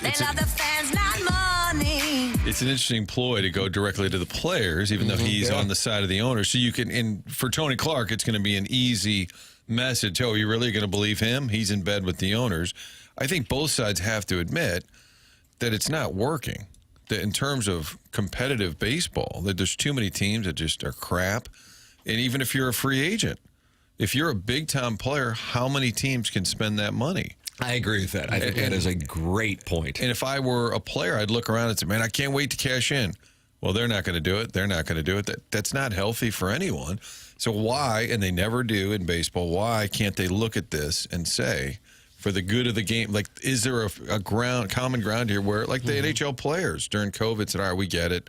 Freeze the money for a while. Let's just get through this. And when it gets better, we'll all start getting paid. Football, they split the revenues. It's just unbelievable that baseball, it's just a given. Everyone says, will there be a lockout? Oh, yeah. Will there be a strike? Oh, yeah. Work stop? Yep. And it's always years away. Right. And just understood, oh, yeah, well, there'll be you have all this time. Yeah, there'll be a stoppage. They haven't started negotiating. In the column this morning, Evan Drellich says that they will start negotiating no later than next summer. But they have not begun the process now, and clearly in this article, as Clark is saying, he's making up numbers. Manfred and Clark have not gotten together. Ali doesn't know, texting in to the Air Comfort Service text inbox, 314-399-9646. If MLB loses games to a work stoppage, MLB is going to drop out of the major four-sport category. Teams are already struggling to get 20,000 people actually in the seats, even when they are offering seats at $5. Nobody will be attending. That's from Ali Doesn't Know. The 830 Recreator says Tony Clark is a liar. They are looking out for the good of the game, my ass. That's from the 830 Recreator. Rejecting a salary cap outright reeks of dogma to me.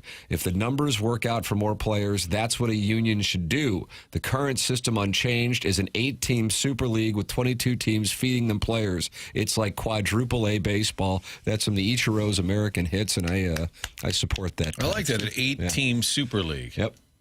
That's a good way to put it. And Ichiro had hits in America, but he had some in Japan, Tim. That's correct. But when we were talking to Francesca, we were talking about his American hits. Right. That's correct. Okay. Ichiro's American Hits. Francesca was surprised that Ichiro had a pretty good career. Nick in Pittsburgh. What's up, Nick? Hey, Mike. First-time caller. Yeah. First-time caller. I just want to. I'm a Yankees fan. I'm a diehard Yankees fan. I just, tonight was a rough night. You know what? I'm done. Get him off. I'm done. That's it. Broke his heart. Because usually he worked up the nerve to call and get cut off. Usually he gets sideways and gets mad and then says, okay, what else? Mike, let me tell you, you're a legend. This is a dream come true for me. I did some radio and television work way back in the day. Huge fan of yours, Mike. I was supposed to be there on Sunday to meet you. I didn't make it. I tell you, I'm heartbroken.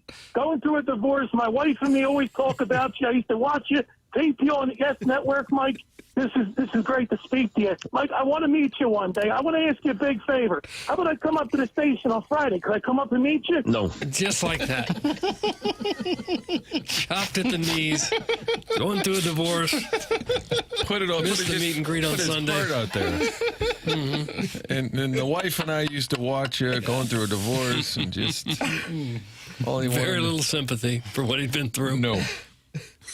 Can't blame him. Can't blame him. You stand with Francesa. I might have been more kind-hearted about it. There's some bedside manner you can approach that with. But all in all, the answer is always going to be no when someone on the radio on the phone call wants to come and meet you. One of the things that Manfred also says, he says, if you look at the other major sports leagues, they have urgency when it comes to free agency because they set a deadline. Says baseball, our free agency period is like the Bataan Death March. You have some great players who are still stuck out there in February. Meanwhile, free agency starts the day after the World Series. And so he says that is another issue. He would like to create a window that creates urgency and also interest year-round in baseball. I think that's one thing. I think people would agree that baseball would be fourth of the four major leagues on that. That's certainly subjective.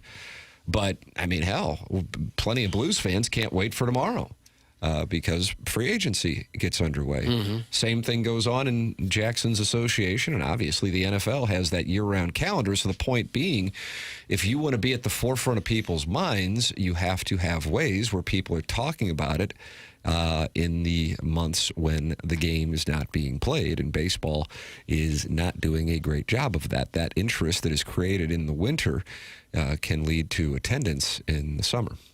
Yeah, the other leagues, there's a build-up, and there's just a flurry of activity, and fans are all talking about it. Mm-hmm. Baseball, it's December. Anybody signed so-and-so? No, he's still out there. Is it weird that they draft during the actual Major League Baseball season? Like, wouldn't at least the draft be something that you could do to... Like, what's the downside of doing it in the winter? Well, some of the players they draft get put immediately into the minor leagues. Right. For half of this season. Anyway. Right. But you're talking about creating buzz. Right. No other league does their draft during their season.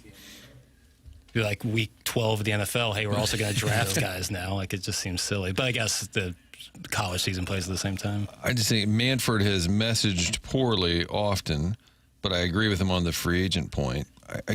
Is there anybody, can they have a side committee that's like Clark and Manfred are not going to get along? Yeah. Is there a player's rep that's smart that can take the lead here? Or they always defer to the PA?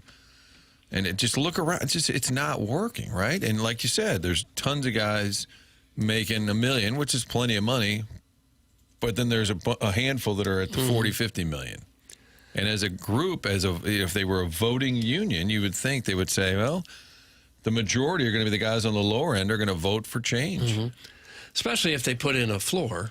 You know, if you have a salary cap at the top, it's only fair to have a floor, too. You have to spend this much at least. Make the Pirates and the Marlins spend. Yeah. It's just dynamic stuff. It really is.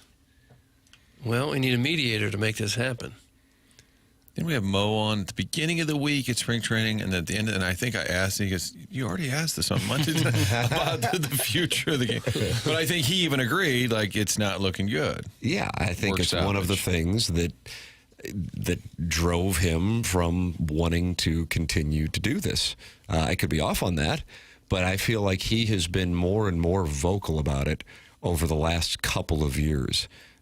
His responsibility, and soon to be Chaim Bloom's responsibility in competing for players, are a totally different experience than take your pick of whoever is running the Yankees, Dodgers, Mets, Red Sox, whoever else you would want to put in the 8-team league. Do you then include the Cubs, Phillies? Who am I leaving out? I feel like must be leaving out somebody. Spending-wise? Yeah. So the Braves are not quite at that tier. Phillies, Mets, Yankees. Red Sox are in there. Yeah, I mentioned the Red Sox. Yeah, Mets. You said Mets. Well. Top payrolls: Dodgers, Mets, Yankees, Phillies, Blue Jays. How about that? Astros, Rangers, and Braves. There's your top 8. Cubs are 11th. this year. Giants are 12th. The Red Sox are 13th. For the record, the Cardinals are 19th. Because the Cubs are a small market. They can't spend. Third largest market, which is tiny. I think some of their fans are frustrated with their spending. Mm-hmm. Well, the owners, remember when they had to be shamed into improving conditions in the minor leagues? The minor leaguers were having to eat peanut butter and jelly sandwiches and ride 18-hour bus rides and live 4 together in a hotel room or whatever it was there for a while, which seems absurd. If these are the guys you're trying to turn into major leaguers, to not treat them with some level of professionalism and respect seems crazy to me. But I think they've improved that a little bit anyway. If I were Tony Clark or the PA, then I would ask Manfred, okay, you mentioned that we've had the slowest increase. What's the revenue increase been? So like, okay, if you're saying It matches up. Yeah, well, if it matches up, then okay, so the game is healthy. Oh, so revenues are way up. So there is money. Then how come these teams aren't spending? Right. So I think would open the conversation even more. Okay, the game's healthy. All this money that's coming in, you're mocking us because we didn't go up as much as NFL players or NBA players. Well, then where's all this revenue going? Why are these teams crying poor if there's all this revenue? Also, Tony Clark is under investigation by federal investigators who have been looking into Clark as well as officials at other sports unions in a probe related to a licensing company co-owned by the Major League Baseball Players Association. So that is the thought process that Manfred knows that he might be weak right now. And so he is going at it and going at it harder with these comments made at an Atlanta Braves investors event. So that is the situation with Major League Baseball and the labor negotiations. Tony Clark citing Rob Manfred's numbers as lies. Rob Manfred going directly to the players to go around Clark. And Doug, enjoy baseball in 2025 and 2026 because I sense that we're not going to get a full 162 in 2027. Yeah. That's my sense on this thing. But I have to tell you, from my standpoint, as a big baseball fan, which I would imagine a large majority of the people listening to the program right now are, I think it may actually be in the best interest of the game for it to go down that way. Because as it currently is, it's only going to get worse. The power will be consolidated in the top handful of teams, while others truly are feeder for the top. All right, it is the 9 o'clock hour now, and it's brought to you by Mark Hanna of Evergreen Wealth Strategies. The program is called TMA. James Carlton is going to be joining us coming up in this 9 o'clock hour. We have the Design Air Heating and Cooling email of the day coming up, and Brad Thompson as well. Design Air is online at designairservice.com. Martin, you're a big Design Air Heating and Cooling guy. Love Design Air. You can count on them today, tomorrow, next week, next year. They've been around for more than a century, making sure you are comfortable inside your home year-round. Any issues, you know the drill. Go to designairservice.com. It's also been voted one of the best places to work. So people that work there love it. People that deal with them love it. Longest-running sponsor here on TMA. Anytime the furnace is acting up in the winter, air conditioning, it's a struggle. You put it on 68, 70, but all of a sudden the house is much, much warmer. It's not working right. Get a tune-up, have the folks come out. And when Design Air Service comes out, they're not going to sell you something that you don't need. They actually work with their technicians. They don't want them upselling you. That's just added stress. You don't need it. So when the AC is out, go to the best. Go to designairservice.com. Design Air, sponsor the email today. Email in the morning after at InsideSTL.com. Buck Swope is your leader for the month of June, but today is the final day. Can Buck Swope close it out? Marlins Family Barbecue is one back of Buck Swope, so Marlins Family Barbecue can force a one-game playoff tomorrow, Doug, and how fun would that be if we had a sudden death? Can't imagine any way to have a better time than that. The morning after at InsideSTL.com. Also, you can sign up to be the TMA Listener of the Month. Go to TMASTL.com. Jackson will be sending us the names for the Papal Conclave today. You can still sign up. Go to TMASTL.com and you can maintain your anonymity. It takes about a minute to sign up to be the TMA Listener of the Month. This is the morning after, presented to you by Brown & Crouppen on 101 ESPN.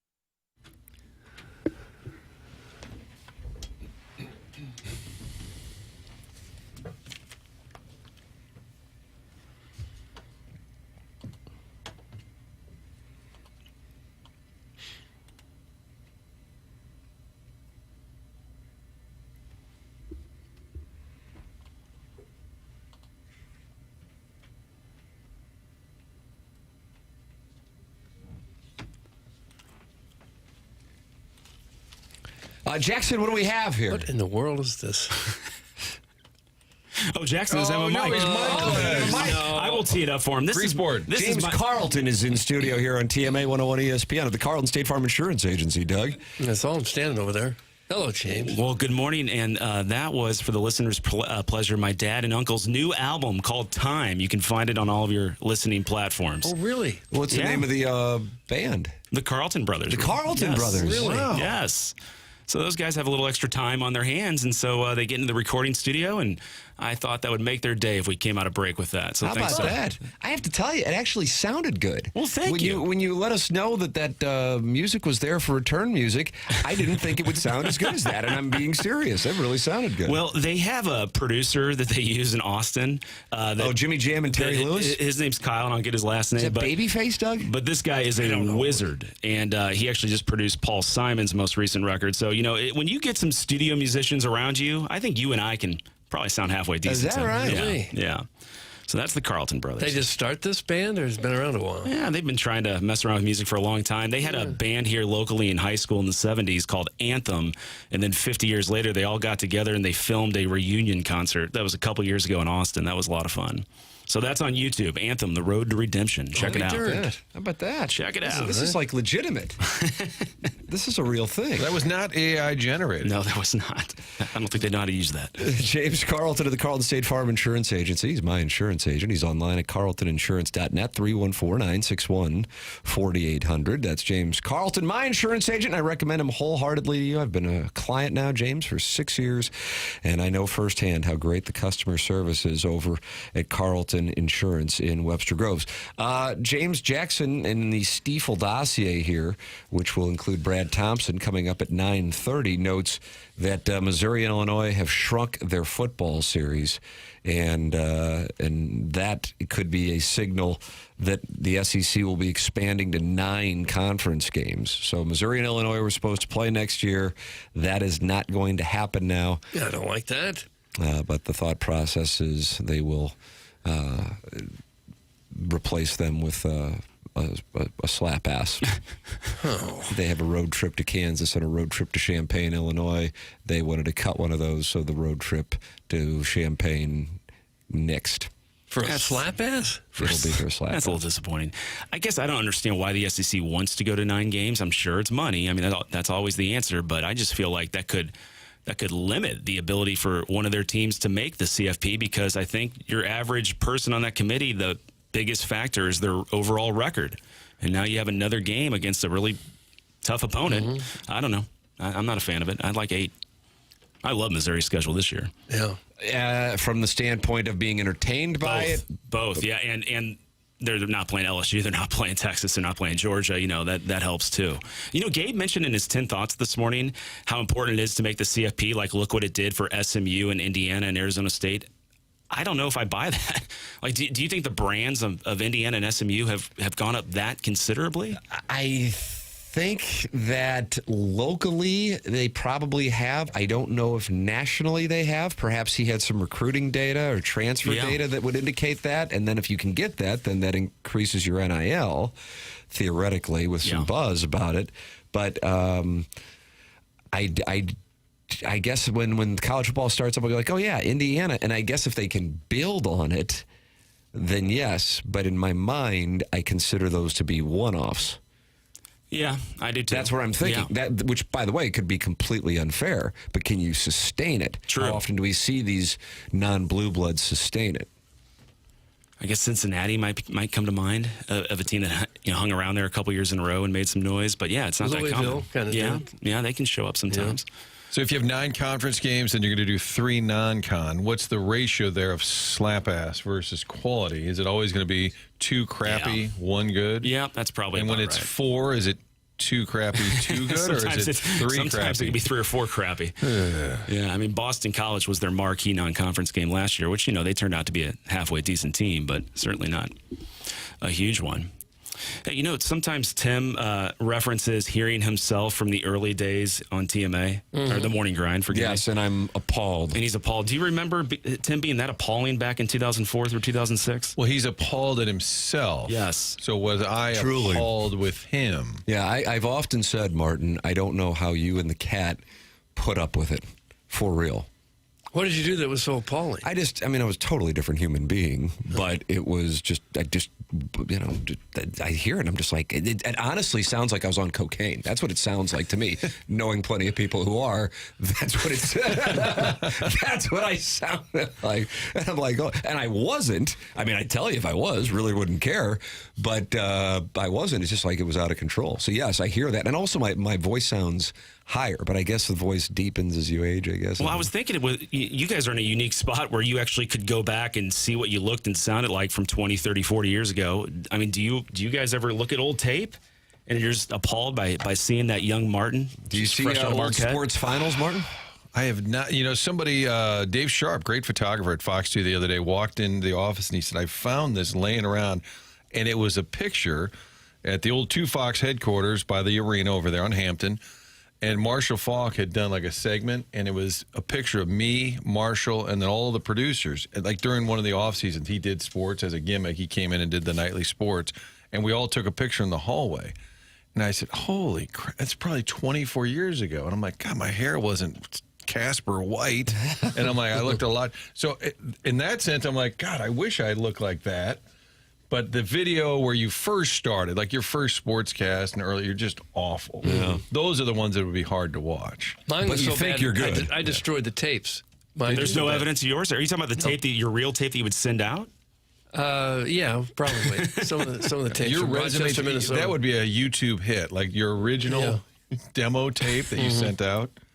You gotcha. Good job in Miami. I guess that's actually after you had some other tape under your belt up in Minnesota. Yeah. Okay. I mean, Got your like, reps. It's the one from Mizzou when I worked at Channel 8 in Mizzou. Those are the ones I destroyed forever because that could come back to haunt you big time. I would be interested to see Tim's with those references that got him in a little hot water at KOMU. Are those out there still? No, I was good there. Didn't you got a call immediately? Well, yes. But yeah, as far as like real trouble, no. Yeah, the GM of the station called me after my first sportscast, which Gabe DeArmond produced. Yes, the Colonel to you, and he said, Tom Gray, I'm the general manager here. Just so you know, we don't do that kind of crap here at the station. Oh, and I'm like, okay, yeah. And I was just like, oh, it's great. I think I was 21 or 22. What was the crap? I like Gabe said, we had to show women's U.S. Open highlights, and my intro to it was my producer told me we got to show this. I have no interest. I don't know why we're doing it. So same kind of approach 26 years later. Well, I was working in Madison, and there was a senior golf, and the winner was a Japanese gentleman, and I couldn't pronounce the name, and it was Hagashawa, and I said, "Oh, Gesundheit," after I said the name really fast. That's German. But I made it sound like it was a sneeze. I forget the reference. I guess it was making fun of the man's name, and he was Japanese. So the next day, the news director called me, and he said, that's offensive. And I said, why is it offensive? And he said, that's not funny because you're making fun of somebody that's a foreign country. And I said, oh, I get it. We're in Madison. We got to be kind of liberal. I said, and he goes, no, it's just wrong. It has nothing to do with it. And I said, but in Madison, we're a little more sensitive to it. I was like 27, 28. And he goes, it has nothing to do with the town you're working in. It's offensive. And I was like, okay, I'll save it for the grind. Dokey, hokey, and dokey. How about that? You got away with that in St. Louis. Tim and Jackson got a heck of a question at the end of the last QFTA episode. Do you guys remember what it is? What's one of the best conversations you ever had? Yeah, something along those lines. And it came from like Tiny Pee-Pee in the YouTube chat, too. I just want you guys to remember that when you record this week. I was thinking that because we will be doing QFTA early this week since I am going on vacation, and I was thinking about that. That needs to put. I need to do some deep dive. It honestly probably would feature alcohol, which I'm not saying, like, I'm just telling, like, some of the best conversations when you're just sitting around BSing and having booze. Sure. For my money, anyway. So that would stand out to me. But, yeah, that was a great question. Tiny Pee-Pee, I think, brought that up in the YouTube chat. What do you think from the last 25 years in St. Louis would be the easiest ticket sales job for an organization? Like, obviously, the Rams come to mind after 99, 2000. Like, you could probably just answer the phone and you're selling out season tickets if you work for the Rams. I feel like the Blues right now have a really easy marketing opportunity to sell tickets. Like, there's so much buzz around that young team. And in the Cardinals, we talk about their attendance quite often. Enterprise Center, we don't have attendance issues, and I think they're going to sell out their season ticket allotment. What do you guys think? I think if you're asking like when it was, I would say perhaps the 2019 Blues would be the one. Maybe if you go back 2004 following the World Series and that group coming back. That would be in there. But I also think, as you mentioned, the Rams, I think that and I also understand at this point, you have a number of people who just, if you're Jackson's age group, you don't remember that era of how great that was. But they owned St. Louis. The whole thing about being a baseball town. The Rams were number one, and the Cardinals were good at that time, too. But yeah, I think what's going to happen here, I'm truly intrigued by what happens with Jordan Kyrou over the next however many hours that they can still trade him.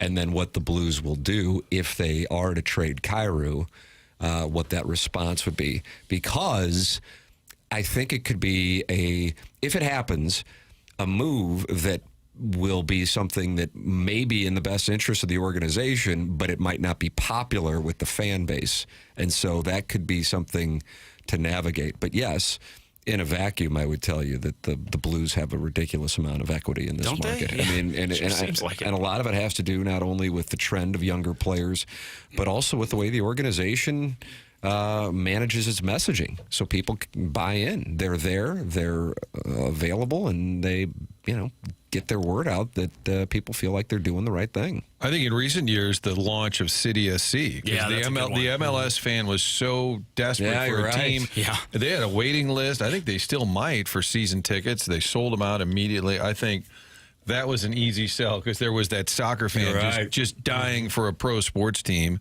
And then it died out, the idea, and like, oh, no, we're never going to get the MLS. We thought it was over, and then they revived it. I think that early on. Now they're struggling now, and there's some drop-off. But, yeah, early on. I think the Swarm, the year after they won. Yeah. Big year. That was a tough ticket to get. Family arena. Well, the Cardinals had a long, long period of time where they'd get 40,000 without breaking a sweat. Yeah. It's just there's so many games. I'm sure there's always opportunities to sell more tickets for baseball. But football and hockey, where you have, I guess, certainly fewer games in football, I just feel like the Rams, they had a window there where they were probably just, through the roof on ticket request. Might be Mizzou now. Yeah, they're selling out there a lot. I bet after that 07 season, I bet they had no problem selling tickets. Yeah, it's good to work for an organization after there's a lot of momentum. And, Kyrou, if they move him, Doug, we need to get a hockey trade. It needs to be a hockey trade. Of course it's a hockey trade. James will fight you right here. 2006 Cardinals getting some votes because of the new stadium. Yeah, that's a good one. And you're coming off of a 100-win season. So that would certainly stand to reason. That's James Carlton of the Carlton State Farm Insurance Agency. The number is 314-961-4800, or you can go online at carltoninsurance.net. He's my insurance agent, and I cannot recommend James and his team enough to you. And plus, you've got a father who's in a band. Yes, that's right. The Carlton Brothers. Brothers, that's right. James, always enjoyed the conversation. Thanks so much, man. Cheers, guys. That's James Carlton of the Carlton State Farm Insurance Agency. Again, they're online at carltoninsurance.net. And he's my insurance agent. Brad Thompson is going to join us coming up in about 5 minutes. I'll be curious to see what he thinks, not only about this past weekend in Cleveland, but also the article that we discussed in the previous segment, Rob Manfred and Tony Clark going back and forth this morning on The Athletic. That's coming up with Brad Thompson. We have the Design, Air, Heating, and Cooling email today, the morning after at InsideSTL.com. That's coming your way on the Stiefel dossier as well. The program is TMA, and it's presented to you by Brown & Crouppen on 101 ESPN.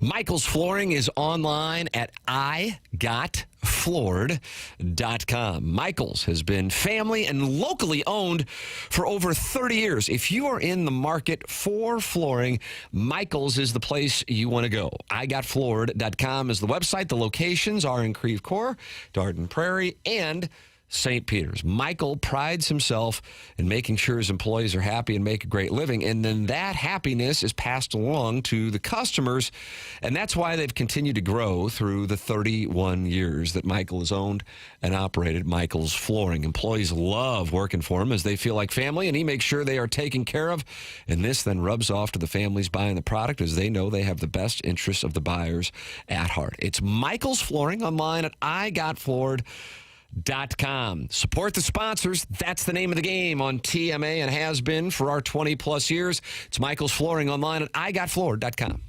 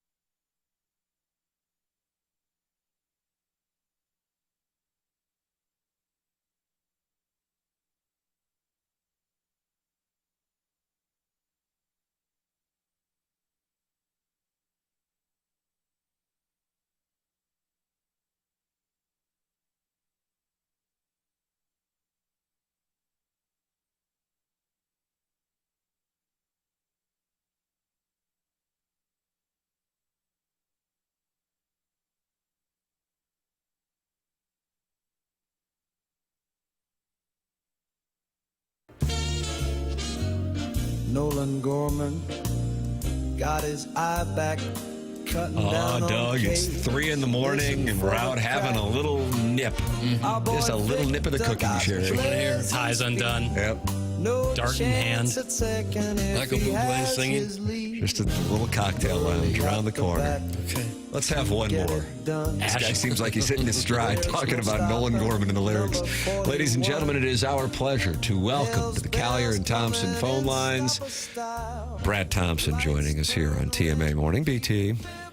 Good morning, gentlemen. How we doing today? Well, we're wonderful because you and Doug aren't going to argue over a series win because it's in no dispute that the Cardinals had a wonderful weekend winning all 3. That was a hell of a performance, and I don't even know which one you want to start with. From my standpoint, it's the starting pitching from Gray and Liberatore. That's super exciting.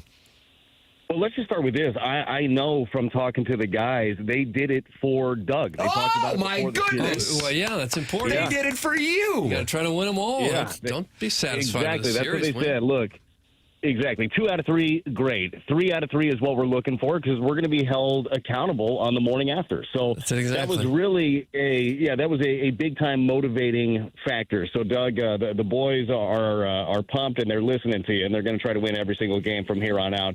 That apparently had not been the game plan until they heard you talk about it. So, I would imagine so. It's nice to have an impact. Yeah, no, it's great.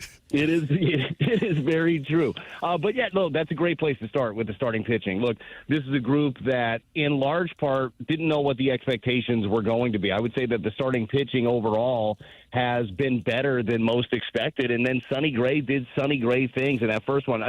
First of all, just throwing a shutout, that's awesome. To do it in 89 pitches, throw a Maddox, amazing. But then to strike out 11 when you throw 89 pitches, that's unheard of. I think the most pitches that he threw in an inning was 12 during that. So, Sonny Gray was as dialed in as we've ever seen him. He had the Guardians totally off balance, and it was awesome to see. You have a whole series right there where the Guardians, and I know that their offense has been scuffling. June has been bad. They've been the worst offense in baseball in the month of June and one of the worst overall. But you took advantage of them. They scored in 1 inning out of 27. And that was that bad long 4th inning against Miles Michaelis, which, by the way, didn't see coming when his first 3 innings he was just dealing, and then everything was just left center cut, and they made him pay for it. So it's one of those. It was one of those series where your starting pitching overall, especially in the bookend games, led you. And I think that those are 2 guys in Libby and Sonny that I feel like you have a lot of confidence in this season. I know Ollie will give you guys, the broadcaster, some insight. Do we know why Sonny Gray is not pitching against the Cubs, either the past series at home or this weekend at Wrigley? Because they do typically line those guys up, and maybe it just didn't line up, but it just seems surprising. Yeah, look, it would have been great to have that too, and I don't have any insight in why. I know the last time when he was pushed back, when they had the rain out against Chicago, Sonny is a guy that's very regimen oriented. So if he has a day, he needs to touch the ball the day before. He needs to throw. He needs to be off a mound.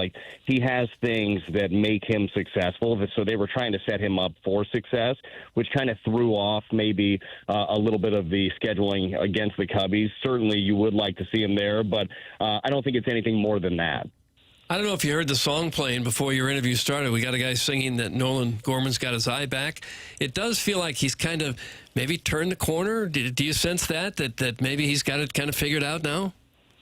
Yeah, Doug, I think that you're seeing steps in the right direction, and it's not crazy to think that's because he's getting reps, right? And the hard part was getting him reps with Herrera and with Walker. You want both of those guys back as soon as you can get them, but it's providing an opportunity for Gorman, who's got big-time power, and he showed it off there in the first inning, and love seeing that left-on-left. He got a bad slider, and he did what he was supposed to do with it, but I even liked earlier in the series. You saw him in that big 5-run inning that the Cardinals responded well, base hit, hands inside, line drive up the middle. That's where his thought process needs to be. because he's going to get a bunch of breaking stuff away. From right-handers, he's going to get change-ups or splits going away from him, and then they'll try to ride that fastball in on his hands. But his hands are quick enough to be able to turn on it. So if he can just keep that approach up the middle the other way and then react on the inner half, I think that he's going to have a lot of success. And you're starting to see some of those changes for Gorman. But certainly the reps, I think, are the big things helping. And by the way, I did hear that song, and I'm digging it. That's some Sinatra vibes, and I was liking it a lot. Yep. So, Doug, people are getting on board. It's a nice tune. And he's definitely got his eye back. Yeah, well, he's raking. Brad Thompson with us here on 101 ESPN. He joins us on the Collier and Thompson phone lines. Brad, I don't know what your perspective is on this. I don't know how much we've talked about it. But there is a new article this morning in The Athletic where Rob Manfred and Tony Clark are going back and forth. Manfred is talking about how Major League Baseball players have left a lot of money on the table over the last few years, pointing out that the slowest growth among the four major North American professional sports leagues is in baseball in comparison to the NHL, NBA, and NFL, and then citing some other reasons why there may need to be a work stoppage. Tony Clark is saying that he is making up the numbers, and he's only doing it because they are prepared to try to do everything they can to get a salary cap in preparation for a work stoppage following the 2026 season. As a former player, and then also somebody who is around the game on a daily basis, what is your perspective on the current negotiations and what may be coming at the end of the 2026 season? Yeah, probably a bloodbath is kind of what it looks like at this point, which is very disappointing on both ends. Everybody wants to play baseball, but everybody wants to make money and everybody wants to set themselves up. And it does seem like it's going to be ugly. You know this over the years, guys. Like Major League Baseball Players Association has pushed hard, and has never accepted a salary cap. Now, every other league has one.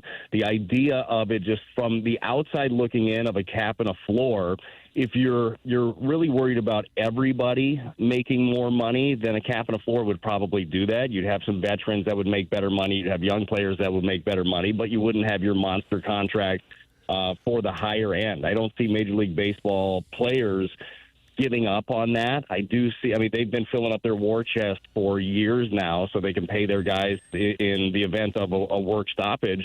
And it seems like the owners are really digging in their heels on this one.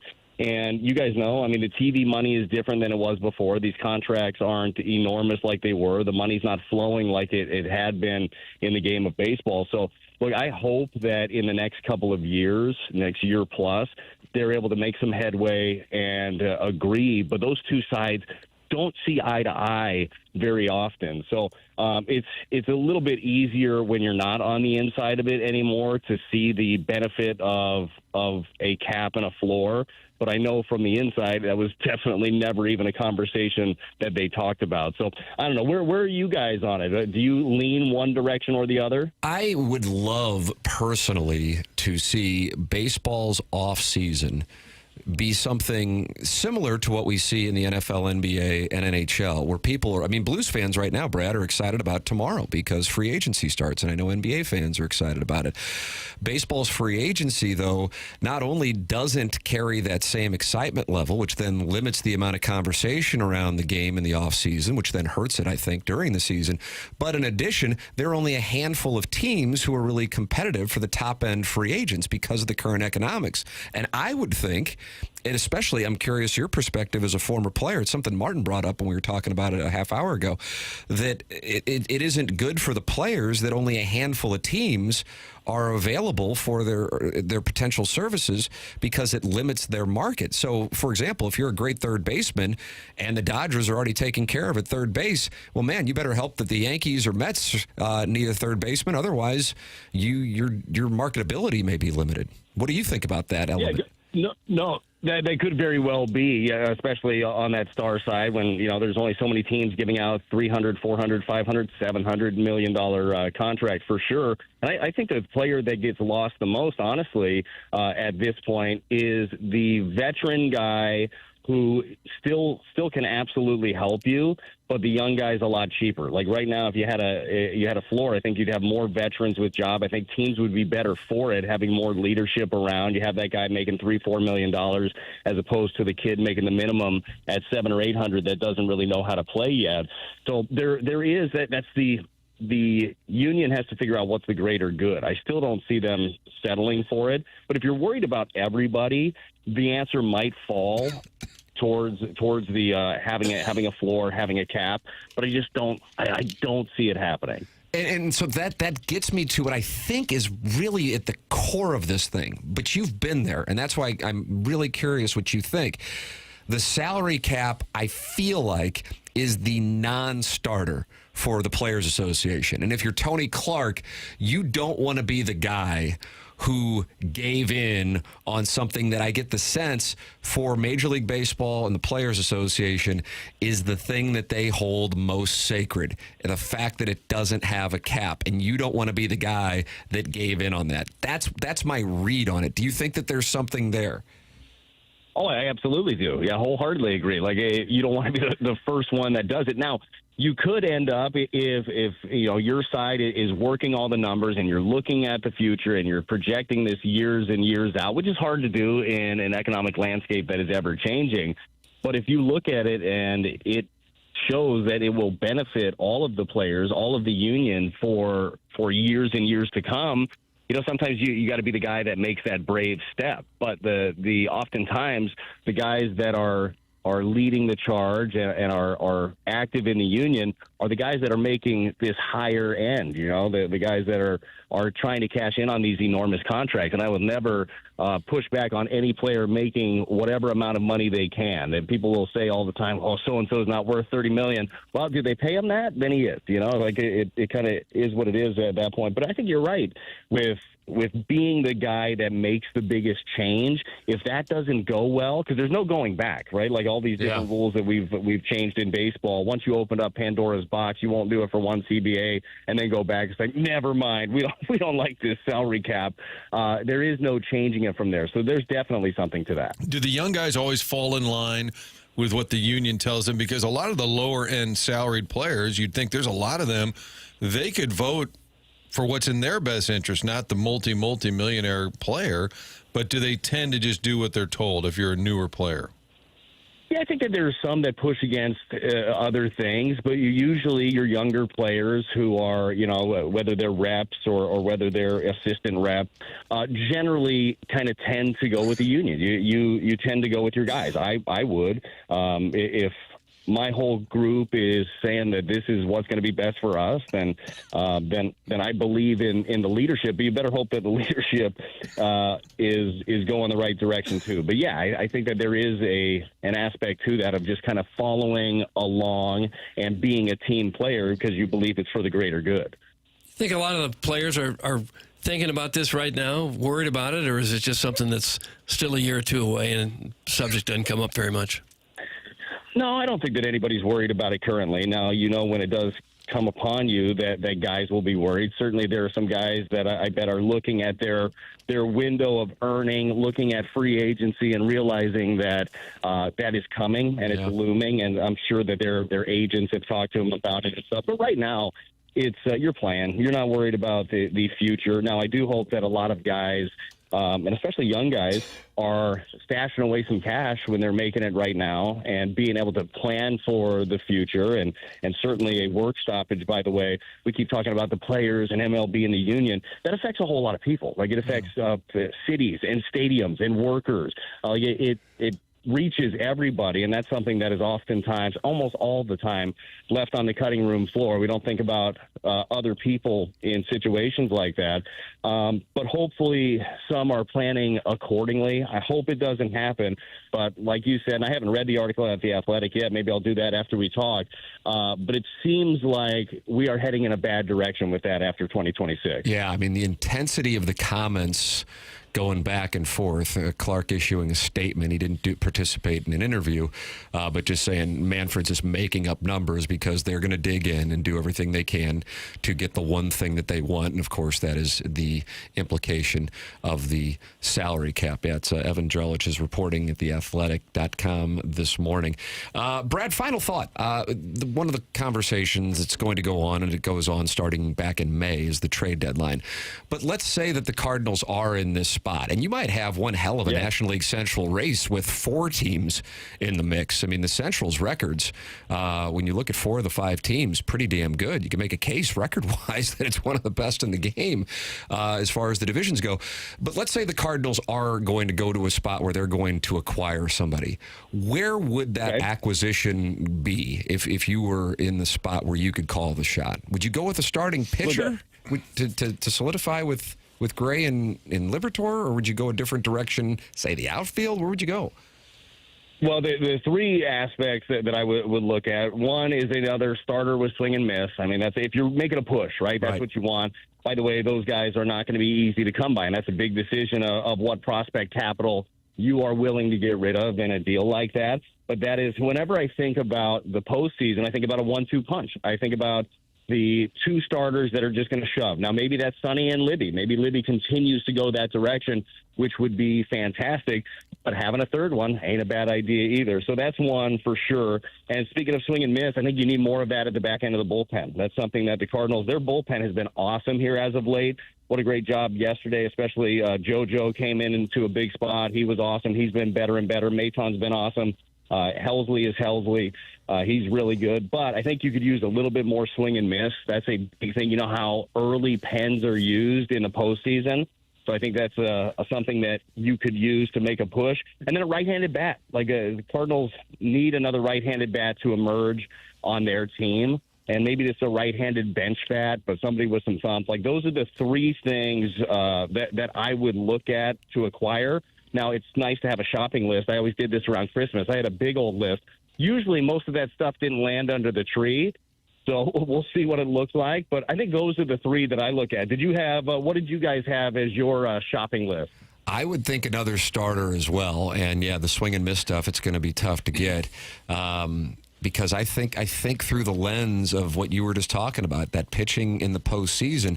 The thing is, the last time we saw a world championship here in St. Louis, the way the Cardinals did it was with one guy who was starting in Carpenter, but then the other guys would go out there and Tony would pull them, within a handful of innings as soon as it got rough, and he relied on the bullpen. So I don't know if maybe my thought process on that importance is a little outdated. I don't know, because certainly managers pull pitchers a lot earlier in the postseason than they did, say, when you guys were making your run 19 years ago.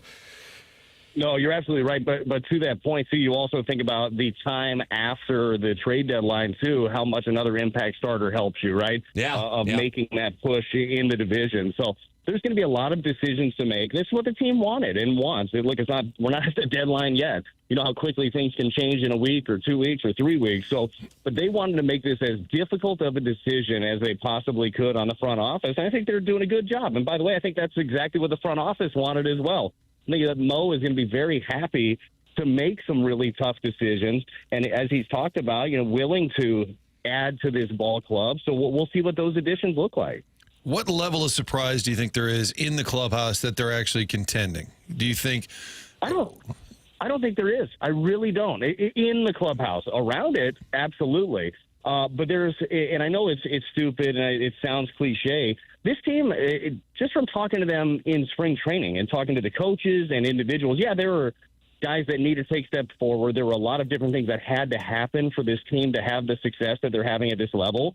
But this group is very good at taking one game at a time, one day at a time, one pitch at a time. Like, they've been an incredibly confident group all season long. So I don't think that this is shocking them to be where they're at. And I do think they play with a little bit of a chip on their shoulder, too. They know what the national pundits think. They knew what everybody expected coming in. They heard all of the rebuild or whatever you want to do, retool. No, they only went out and signed one free agent, Phil Maton, who's been awesome. But I don't think that they're surprised by this. I really don't. Yeah, I would think as a player, the last thing you would be is surprised that you're having success, Because that's how you got there, right? With a positive mental attitude and the feeling that you're good enough to belong. Well, for sure. And if you don't have that, if you don't believe in you, nobody's going to believe in you. I mean, that's one of the biggest keys going forward. When you have a group of 26 guys, and certainly it takes more than 26 through a big league season to get through it. But when you have a group that everybody believes in what they're doing in every at-bat, in every inning pitched, in every opportunity they get, you're going to see good results. And I think that you've seen this team, especially from an offensive standpoint, be selfless. Like, this is a group that just knows situations, knows what helps the team in certain spots. We saw it in that comeback game after they scored 6 on Michaelis. Like, it was just methodical the way they went about it. And I think that if they continue to have that mindset, and certainly maybe some tweaks to the roster, you're going to keep seeing some success from these guys. Brad Thompson with us every Monday here on TMA. Cardinals and Pirates underway this evening in Pittsburgh. Brad, always enjoy the conversation, man. Thanks so much for your time this morning. No problem, guys. Thanks for having me. I'll talk to you next week. All right, brother. That's Brad Thompson with us here on the Callier and Thompson phone lines, 101 ESPN. Name of the game, support the sponsors, and Dr. Brandon Pryor and 100 West Dental is a loyal TMA sponsor. That's 100 West Dental, located on Manchester in Baldwin. No phone call is needed to get in. You can just go to 100westdental.com, check the calendar online for availability, and then you book right then and there with a very procedure-specific approach to dentistry. No dental insurance, no problem. The membership plan aids in the cost of dental work for those who do not have dental insurance. They have a big offer going on that if you mention my name, you get $1,000 off Invisalign at 100 West Dental. Just go to 100westdental.com. On the fence about Invisalign, they have a digital scanner that can show you a simulation of what it'll look like before you even go through with it. It's 100 West Dental, online at 100westdental.com. Tim McKernan, Doug Vaughn, Martin Kilcoyne, Jackson Burkett with you on the program. The program's called TMA. It's presented to you by Brown and Crouppen on 101 ESPN.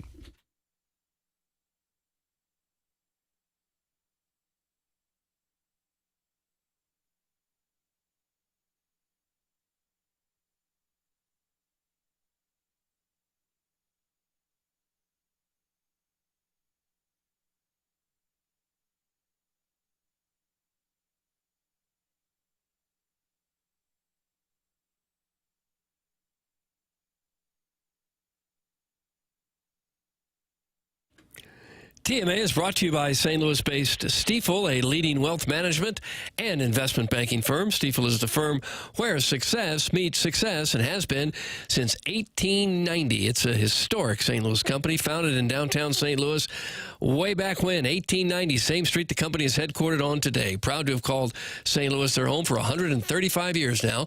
Stifel partners with the Cardinals and the Blues and now the Stifel Charity Classic, and they also sponsor Stifel Theater. Stifel is honored to support the city, the people, and our future. With financial advisors in 12 offices across the region, Stifel helps clients right here in St. Louis and nationwide manage their hard-earned wealth. Stifel also provides banking, lending, and trust services and has a full-service investment bank. Basically, when it comes to finance, Stifel has you covered. As one of the fastest-growing wealth management firms in the entire world, their tagline is, where success meets success. No wonder they decided to partner with a winning program like this one right here. Stifel Nicholas and Company Incorporated, member SIPC and NYSE.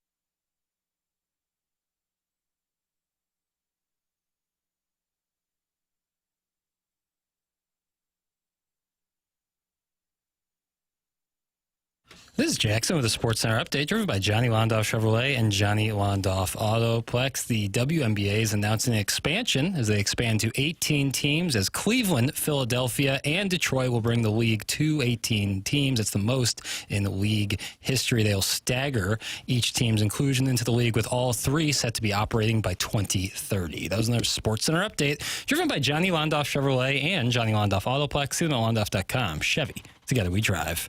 Are you kidding me?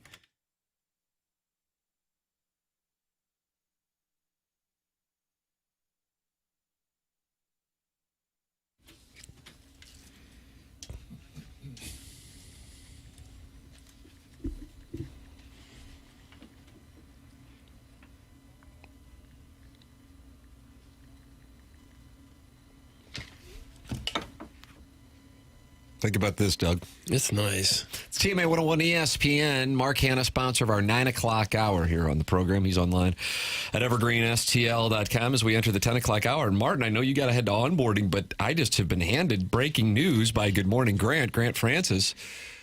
Huge development for the Design, Air, Heating, and Cooling email of the day today. 101 ESPN has your shot to score 2 tickets to Adam Sandler on Friday, October 17th at Enterprise Center. Tickets for Adam Sandler are on sale now. You can find all the details and a bonus chance to win free tickets to the show right now at 101ESPN.com or on the 101 mobile app. The prize for today's Design, Air, Heating, and Cooling email of the day, tickets to see Adam Sandler. Isn't that nice? You horse plowing me? No, I'm not. Would you like to? No. I'd like to go see Adam Sandler. Oh, you just send an email in. You got to get it through Chairman Kurt's filter. You have a lot of power now, Chairman Kurt. Saw Sandler. Chairman Kurt was there. You guys go together? Yeah, Plowhawk was there. It was like a Hubbard little area. Big Al snuck his way in. Big Al. Anthony Stalter was there. Really great show. He played for like 2.5 hours. Wow. He plays music the whole time and really funny. Really? It's not a really stand-up into routine? It. He does stand up, and then some of his stand up includes singing. And guitar playing. Okay. But really always puts on a great show and is passionate about it, man. God bless. Well, you can get tickets right now, and there are more information available at 101ESPN.com or on the 101 mobile app. But win the Design, Air, Heating, and Cooling email of the day, and you got 2 tickets to see Adam Sandler. How about that? Email in the morning after at InsideSTL.com. That is coming your way at approximately 10:45 here on the program. That's a big prize for today's Design, Air, Heating, and Cooling email of the day, and a huge update just now, Martin, with Jackson making the announcement. St. Louis on the outside looking in of the WNBA expansion. I'm kind of surprised that because Tatum was pushing it. There You would was think a he's got push. some juice there, and Brad Beal and these guys. We've got some NBA clout right now. Do you think that was ever live, Jackson? I'm sure it was live for a moment, but with all these, so much happens behind closed doors, and there's so much red tape involved with cities. So which cities got them? So the new teams announced are Detroit, Philadelphia, and Cleveland, and then starting next year, Toronto and Portland each have their expansion So they're teams all starting. matching NBA cities. So by 2030, they will have but I mean, not every, like Connecticut has a. Right, but I'm saying the ones announced are all NBA cities. Correct. Yeah, and they just recently. So it might be their preferred model. San Francisco just recently started their first season this year. Does seem like a lot of expansion quickly. Yeah. But I guess maybe their theory is with the Caitlin Clark buzz, like, while it's hot, get in now. I think you're right about that. Get it's in amazing. now, but then hopefully for them, there's sustaining power too. The prominence of the WNBA on SportsCenter at this particular moment. Now, I think at ESPN headquarters in Bristol, this is probably their least favorite time of the year. Leading into tomorrow and free agency. Then they'll have free agency. But this week or two stretch in between the NHL and NBA and their championships, got the draft, but my goodness, the WNBA is up there, right there with baseball highlights on ESPN. I mean, it'll lead sometimes. Now, ESPN does promote their own products, so when they've got something they're airing, they're definitely more invested in it. And each of those 3 teams that I just mentioned, Detroit, Philly, and Cleveland, Each team paid a record high $250 million expansion fee to join Wait the a minute. Each team? Each team paid a record $250 million. There's no way that's expansion right. fee. I mean, I'm not questioning you, but there's no way they're going to make that money back. They just brought in $1 billion or so to the league. Maybe it's gift cards. Oh, it could be, with still a little something on there. Only $120 million on. Let's go to Pickleman's. Just grab me a little lunch. There's something on here. If you just grab the rest, that'd be great. $250 million to Pickleman's. Cleveland over the STL. Oh, how the mighty have fallen. That's from Doug's prison wallet. But Martin makes a bigger market. Martin makes an important point that Cleveland also has an NBA team. So these are all NBA markets already. I cannot believe each paid a $250 million expansion fee. Right. When Golden State, the San Francisco team, joined the league in 2023, they did not pay that much. I don't know exactly how much they paid, but that is not what they paid. So it says that's 5 times as much. So Golden State paid $50 million. Wow. Yeah. I cannot believe. Yesterday's price is not today's. But hope it works. That's a lot of money. Certainly. For a league that has struggled to make money. I wonder what the MLS expansion fee I think you're similar to that. Probably in that same ballpark. $200 million-ish is what they paid here.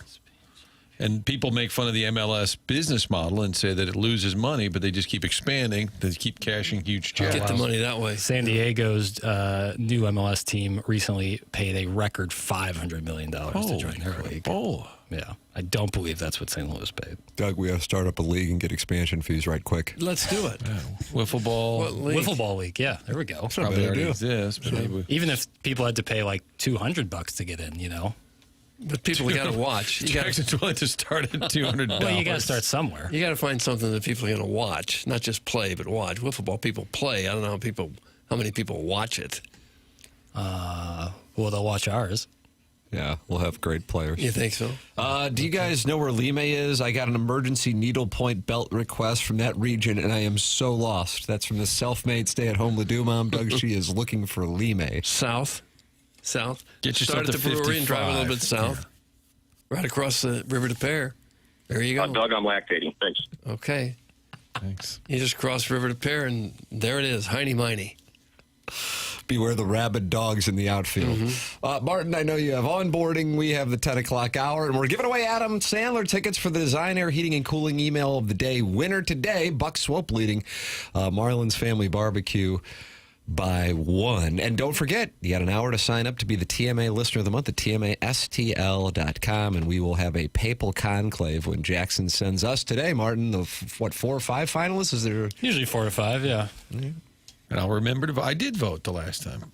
Yeah, it doesn't I didn't tell like me. my congressional record where I missed some votes. Yeah. So I'm trying to do a better job. Yeah. Or I could be like the Raiders. They would always abstain. Anytime there's an NFL vote, the Raiders Al Davis always abstain. Yeah. And I would like to actively participate. And then tomorrow people start changing their names again. Oh, yeah. That season begins. That is exciting there. It is exciting. You know, it is When exciting. the calendar flips, well, there's a lot happening here. Yeah, boy. You blink and June's over. Yeah, it's true. Tee-hee. The Dotem was in May. Yeah. And then June is gone. Yeah, just like that. Yeah. Doug, what are we going to do? I don't know. When the weather's nice, it does seem to go by so fast. And when the weather's horrible, it just takes forever. The calendar flips backwards. Yeah. It's February again. It was really hot the other day, and I was thinking of something Doug said. He goes, well, it's great in St. Louis that you get the worst of the summer weather and the winter weather all in the same both, place. Yeah. Extremes of both. It's awesome. Martin heading out to onboarding. Back tomorrow for the Magic at 7 o'clock. We have the 10 o'clock hour coming your way here on TMA 101 ESPN.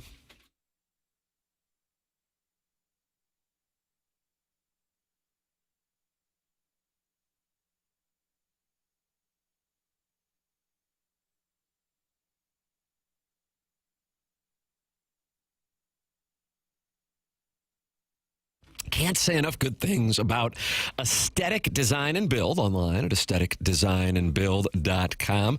I've gotten a chance to know them, and Dan and his team, they really do have unique custom work that if you are looking to upgrade your outdoor living space, you really want to make sure that you consider aesthetic design and build before you go with anybody else. They have been building high-quality custom decks and outdoor living spaces in the St. Louis area now for over 30 years. You can see their work at their showroom in Chesterfield Valley and then have them out to your home and see what they can do for you. That's exactly what I did. From a full-on custom deck, adding on a pergola, or even looking to shade your covered patio with retractable screens, they really do have answers for it all, and it's customized. They're online at aestheticdesignandbuild.com. That's aestheticdesignandbuild.com, and let them know I sent you their way.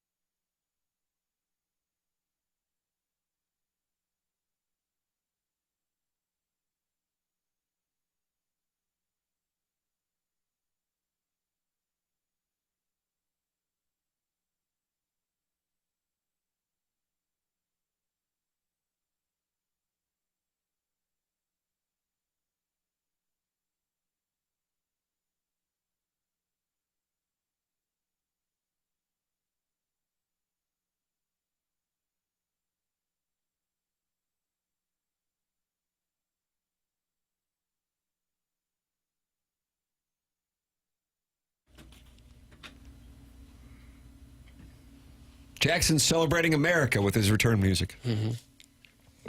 Rare collab of U2 and Kendrick Lamar right here. Mm-hmm.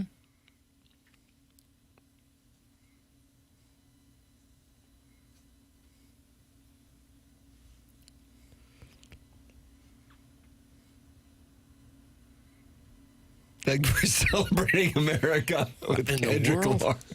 Kendrick Lamar and U2. Okay. These are patriotic songs. Well, This is a patriotic listen, song? I just played Woody Guthrie's "This Land Is Your Land." I'm going to play a little bit of some more contemporary stuff. Okay. Maybe isn't so happy-go-lucky about things. It's a full spectrum look at to be a American celebration music. of America. And to celebrate, this is how we're doing it. That's at least how I'm doing it.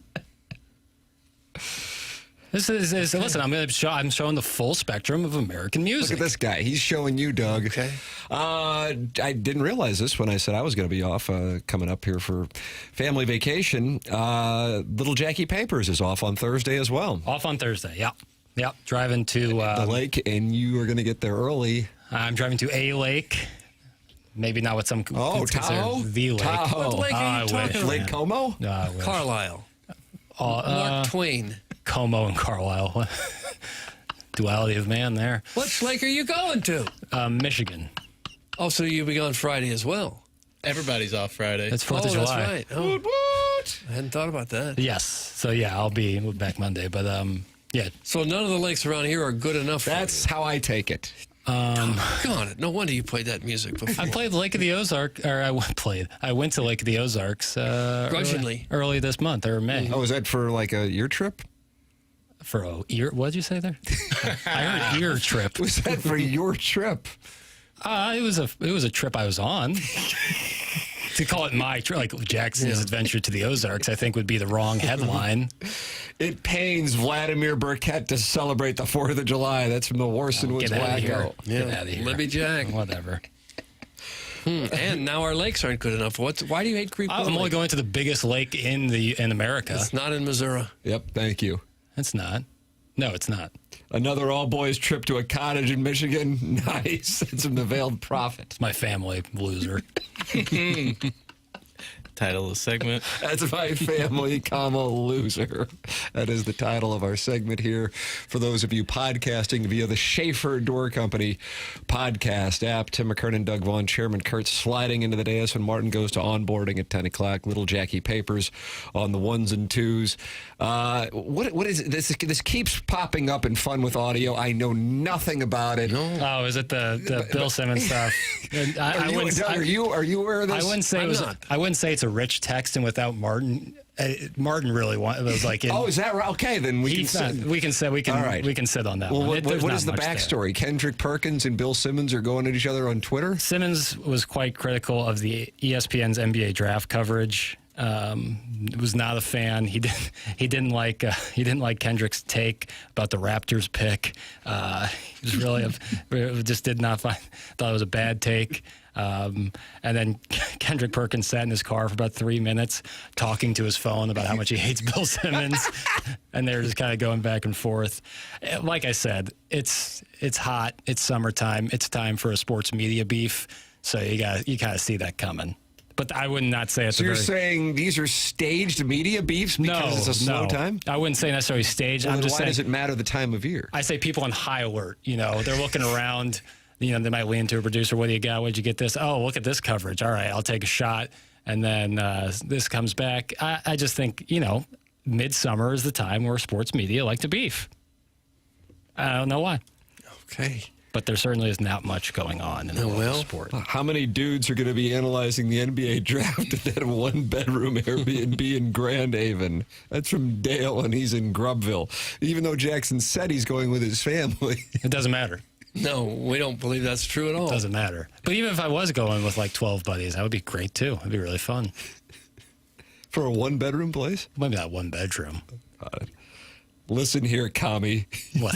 You play a patriotic song sung by a guy that hates America and an Irish band moved to New York City, fella. Sounds like it's going to be the life you're looking for. Long live George Washington. Give me real American 4th of July music or give me the strap. Here. That's from Morrison Woods wacko, and he is not happy with the return. No, I wasn't thrilled either. And cry about it.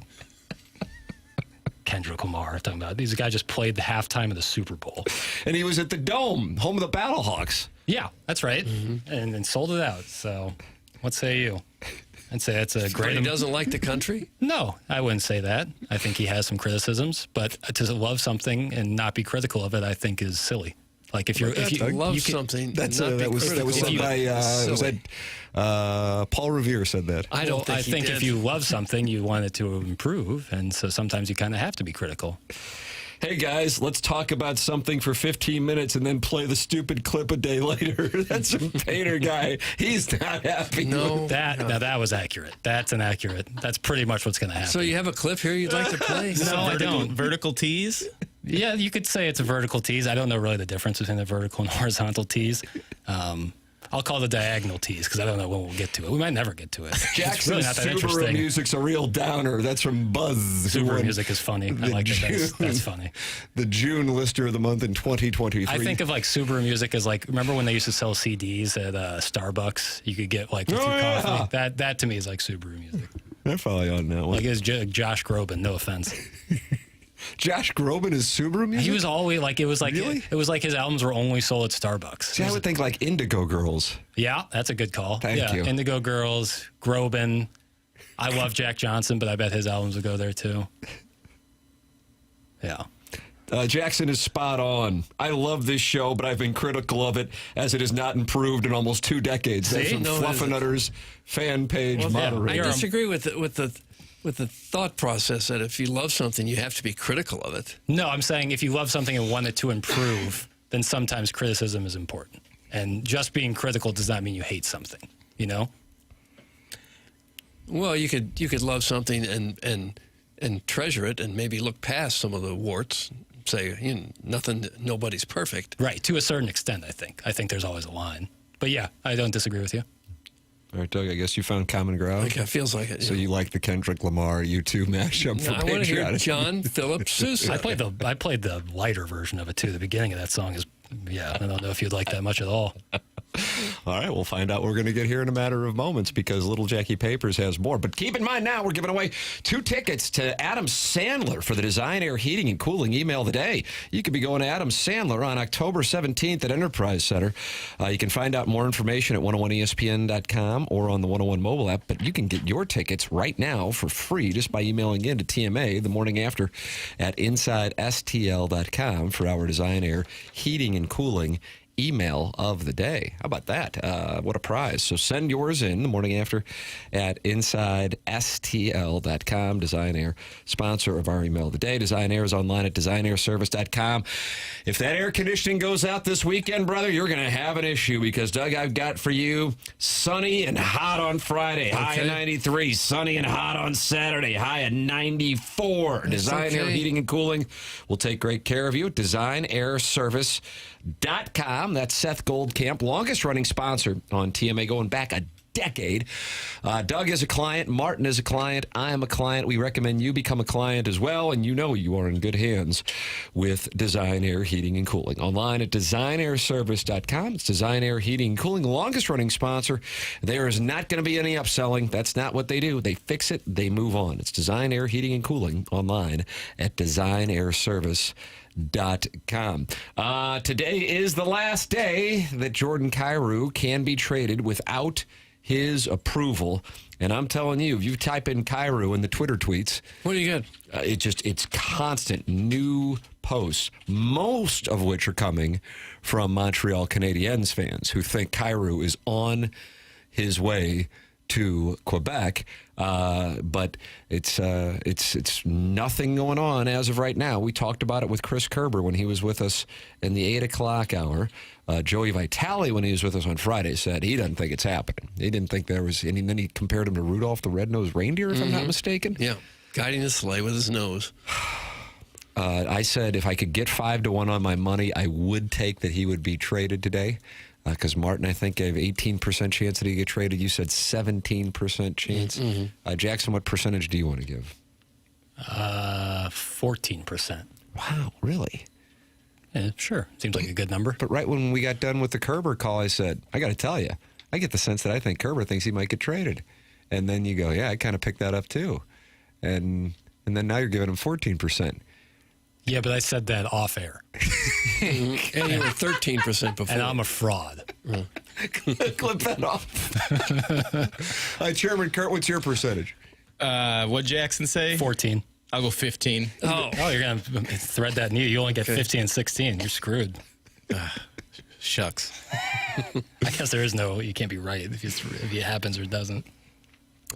So we will be monitoring that here on 101 ESPN as today is the last day that Jordan Kyrou can be traded without signing off on the deal. The no-trade clause kicks in tomorrow. And, boy, they want him up in Montreal. I can tell you that. That is certainly the theme on the Twitter tweets right now. Tim McKernan, Doug Vaughn, Chairman Kurt, Jackson Burkett with you. The program is called TMA, and it airs on 101 ESPN.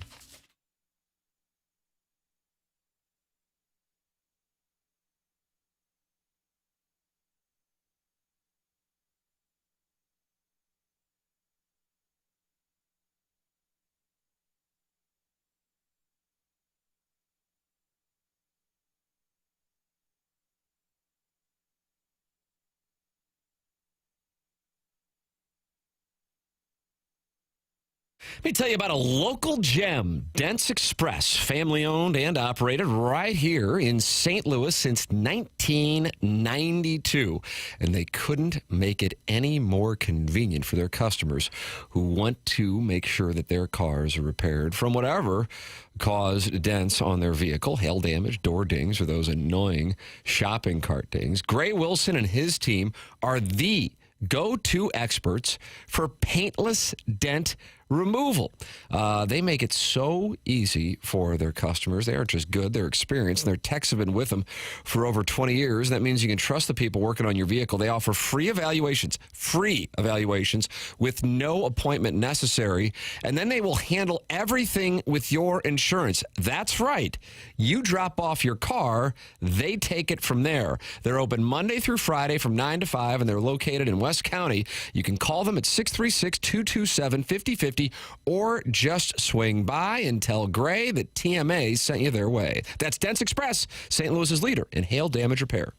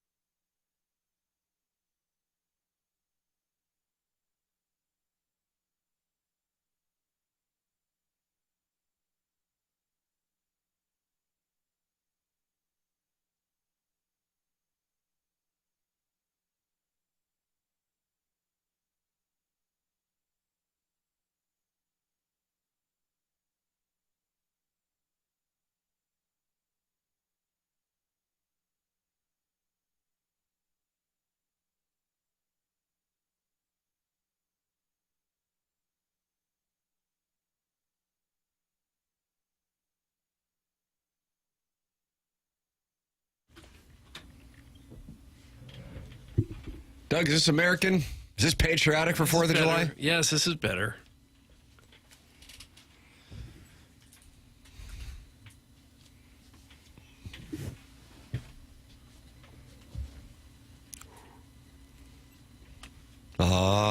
John Cougar Mellencamp. John Mellencamp. John Cougar. I think at this point he was John Cougar. Yeah. What, did he get married to some guy named Mellencamp? He did. Bill Mellencamp. It's a beautiful ceremony in Bloomington. I prefer Bill Cougar. Bill Cougar. It's TMA 101 ESPN. The show is presented to you by Brown and Crouppen. 10 o'clock hour here on the program. Coming up is the Design Air Heating and Cooling email of the day. And 2 tickets to Adam Sandler on October 17th. That's a Friday night, too. That's optimal. That's the prize for the Design Air Heating and Cooling email today. So that's pony. And then the next day, you wake up and you watch Missouri take on War Damn Eagle. Oh, and, yeah. Do you? And the Cardinals play the Dodgers in the NLCS. So that's going to be a big day. So what a weekend that's going to be in the St. Louis area. Jackson has this in clear in the deck, Doug. In your mind, what is the most American place somebody can vacation for the 4th of July? Consider all cultural, logistical, and folksy elements. Oh, come on. The most American, most clearing the quintessential deck. American place to go on the 4th of July. Yeah. What is it? I mean, it's the lake, right? I don't. Probably not. I guess Statue of Liberty. Doesn't New York do big fireworks? Not a bad answer. I think the answer's on the East Coast. Just because that's where, of course, we first came. Not in the Midwest, huh? I'm not saying no to the Midwest. I'm open to any answer. I felt like where I was last weekend, not last weekend, 2 weekends ago, in Cape Cod area, that felt pretty 4th of July. You're in the 0.01%. I get it, but Doug and Iard? Jaws is in Martha's Vineyard, shot right there. If something about it feels very American summer. I don't know. Well, old money, sailing, lobster, linen pants, estate marriages. Yeah. Yeah, absolutely. Yeah. No, but for guys like me and Doug, the lake. Yeah. Right. Yeah. Yeah, if Johnson shut-ins. we're really going to have a blowout down at the lake, yeah. The Jerkwood from Kirkwood says Branson. The 314 says Philadelphia. Orson Woods Wacko says, let me guess, Papers, it's the Russian festival in the Catskills. There's a Russian festival. Probably not on the 4th of July, I would think. It'd be bad timing. Catskills is great, though. It'd be fun, More winter place, fun though. to be in England to see if they're still upset about the way that turned out. Just kind of rub it in their noses a little bit. When did the Cardinals play in London? Was that 2 years ago? 2023? That's crowdsourcing. It is crowdsourcing. I feel like it was the end of June 2023 that they played in London. Wayno pitched. Mahi Mahi says Kinlock. I'm not getting very good answers, to be honest with you. I'm not getting much. Well, I mean, if you're... All right, I'm going to reread the question to see if I can give you a good answer, because clearly you're not happy with your hosts. Not the host. I was hoping that the texters would have something decent. Well, we've seen Kinlock with 2 votes, so that's the leader, right? I see one for the VP Fair. There you go. Okay. In your mind, what is the most American place someone can vacation for 4th of July? Consider all cultural, logistical, and folksy elements. I think it's a regionally based question. Okay, so if I'm in the South, where am I going? Zaxby's. I agree with don't that. know. Crinkle cut fries. Delicious sauces, too. Midwest, if you're in our area, I think Lake of the Ozarks might be the right answer. Yes. Yeah, Table Rock and the Ozarks. I mean, I can't bundle? No. It's going to be Why tough do you to have parlay the the attitude two. of Table Rock? Lake of the Ozarks isn't good enough? That's what I noticed, too. I was 2 years ago. I was in Table Rock around 4th of July. It was great. A little quieter. Yeah. Still plenty to do. Mm-hmm. A little longer drive, but I like Table Rock a lot. Okay. All right, so if you're on the West Coast, where are you going? That's Tahoe? This guy for 4th of July? It's like talking to one of the Kennedys. Where are you? Palm Springs doesn't feel very 4th of July to me. I mean, couldn't be hotter. Can you name some place where I don't need $5 million to live? There's that part in northern Indiana. He's gone Cape Cod, Lake Tahoe. The lagoon is really showing. There's that place in. If you're in the South, yeah, to be Palm Beach. Yeah. I wouldn't go. Not in the summer. There's that place in northern Indiana where you're on Lake Michigan, but you're still in Indiana. Oh, it's really nice. Yeah, they got great beaches. Right. All right. There you go. I'll do. Where are you going on the West Coast to be patriotic? Flat, like Montana's all taken up by Ted Turner. Like, where are you going? I don't know. Yellowstone? Then now we're talking. Now we're getting Mount Rushmore. Now we're talking. I'm just going to hang out around. Spend 8 to 10 hours statues carved staring into at the rocks. Well, isn't there's a geyser out there or something? Go check out a geyser. I don't know if there's a geyser. There is, isn't there? Mount Old Faithful or something? That's Faithful, Yellowstone. Yeah. Okay, but that's not near. What's our? No, it's not in Wyoming. That's not going to help. Mount Rushmore, no. That stinks. That sounds like an awful day. Going from Old Faithful to Mount Rushmore. What about that dirt racetrack down off the Peevely exit? Oh, yeah, that'll do. Didn't you have a talent? Talent show? I did a talent show. Yep. Jackson did a talent show. I played the recorder, which even when you play it right is a bad sounding instrument. Mm-hmm. And how did that play when you showed up at that dirt track in Peevely playing a recorder? Play Hot Cross Buns. That was for 4th of July? Yeah, I felt booked that? I left my jean shorts at home, which was a mistake because that seemed to be the uniform. Well, this guy just talks down, and I can't handle it. I know. I had a great time. I enjoyed myself. Just drive. I guess you fools have never heard of the Warren County Fair. Nothing like fats and fried food on the 4th. That's from Marcia's Burner with wonderful alliteration. Did you go to some fair? The Washington County Fair. I caught hell for that one. I got another vote for the Warren County Fair. There's a lot of momentum here. Is that where Washington is? Washington, Missouri? Is that Warren County? No, I think that's like Warrenton out that way, past the Wentzville territories. All right. Couldn't pay me to go out there. Oh, why? That's a haul. Okay. Warrenton from here is only, 50 minutes? It's on the way to Columbia. Mm-hmm. The answer is Topeka, Kansas, where the chubbies like to play with Roman candles. That's from Snoozy. Topeka, Kansas is known for Roman candles? No. What's going on in Topeka? It's the capital of Kansas. I know. And my uncle, Anderson Chandler, owned about 3 banks there. And was a major beaker donor. Oh, really? To the point where the University of Kansas has a Chandler building. One of the business schools is named after him. So to me, that's what Topeka is. Sure. Anywhere you'll find dudes rocking a Stars and Stripes band banana hammock. So basically anywhere in Jeffco while hosting a 4th party in his driveway on his way to a late-night trip to urgent care after blowing off half his hand with cheap fireworks and now has to go on disability from his job. That's America. That's Sharon and Clayton, and it sounds like her and Jackson are going to get together and celebrate the 4th of July together. You're going to have to do it, though, down in Sanibel. That's where she's vacationing. That wouldn't be my first summer choice. I've been to Myrtle Beach on 4th of July. Oh, have you? That felt very American. Yeah. Myrtle Beach is nice. All right, Doug. Okay. We've determined the great vacation locations in clearing the deck.